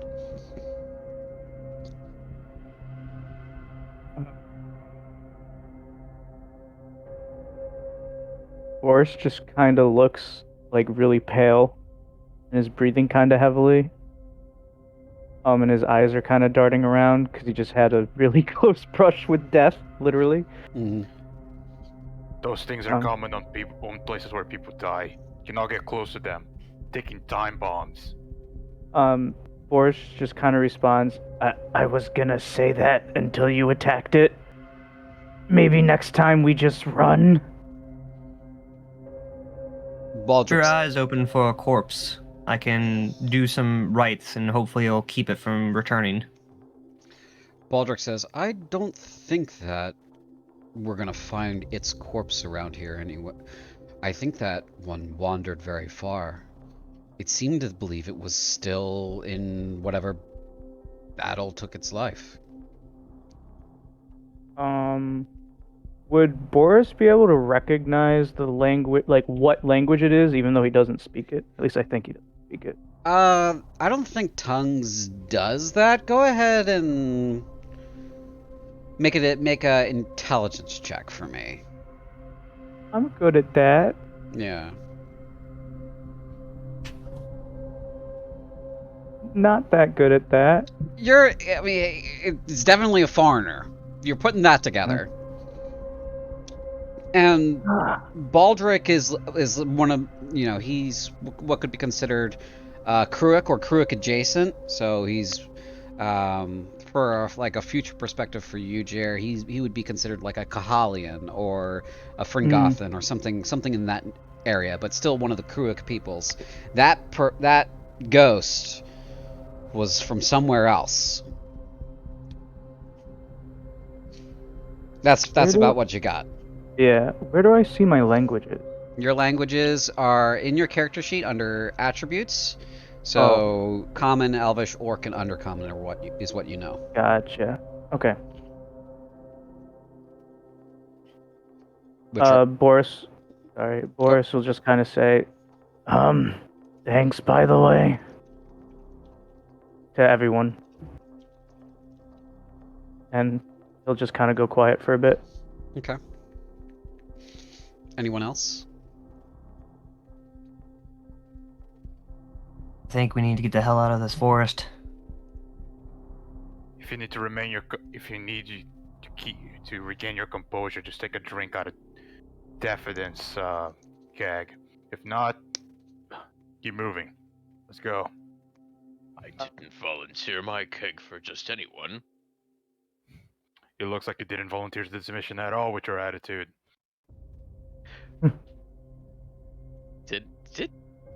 Did I volunteer for this mission? You know what? I think I did. Do you even remember? Who knows? Looks at the keg and the drinks like, did I? Whatever. Just gonna take another swig from the keg real quick to figure that out. It feels like you were going to raise a finger and open your mouth to rebuke it, and then you're like, oh well, drink. Alrighty. Anything else you guys want to do in that moment before we move on? Nope. All right. Let's keep trucking. Just keep trucking. Just keep moving along. All right. With your prior checks, you have managed to arrive outside the city of Kel'Alee. Outside the city of Kel'Alee. As you approach, suddenly ahead in the forest, you see light. Actual daylight. It may be waning because the sun is starting to go down, but you see light. And you will probably arrive at the city sometime around midnight of the next day.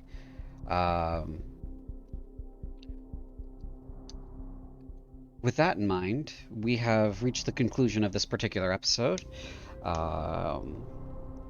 As you have successfully navigated Western Skaraptica. I'd like to thank everyone. Yeah, I'd like to thank everybody for coming out today. I'd like to thank you guys for coming out and playing. For the audience to come by and watch. I hope everybody had a good time, and has a good rest of their evening. If you'd like to catch up on other Val'Ghast games, you can check them out on our YouTube at this link. And if you want to join us on our Discord, which is absolutely free, and play in one of these games, which is also absolutely free, feel free to follow us at this link. And I'd like to thank my players individually. Jer, thank you.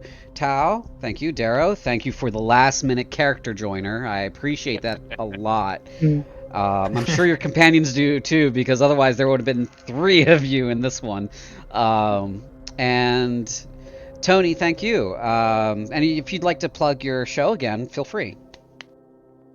Yeah.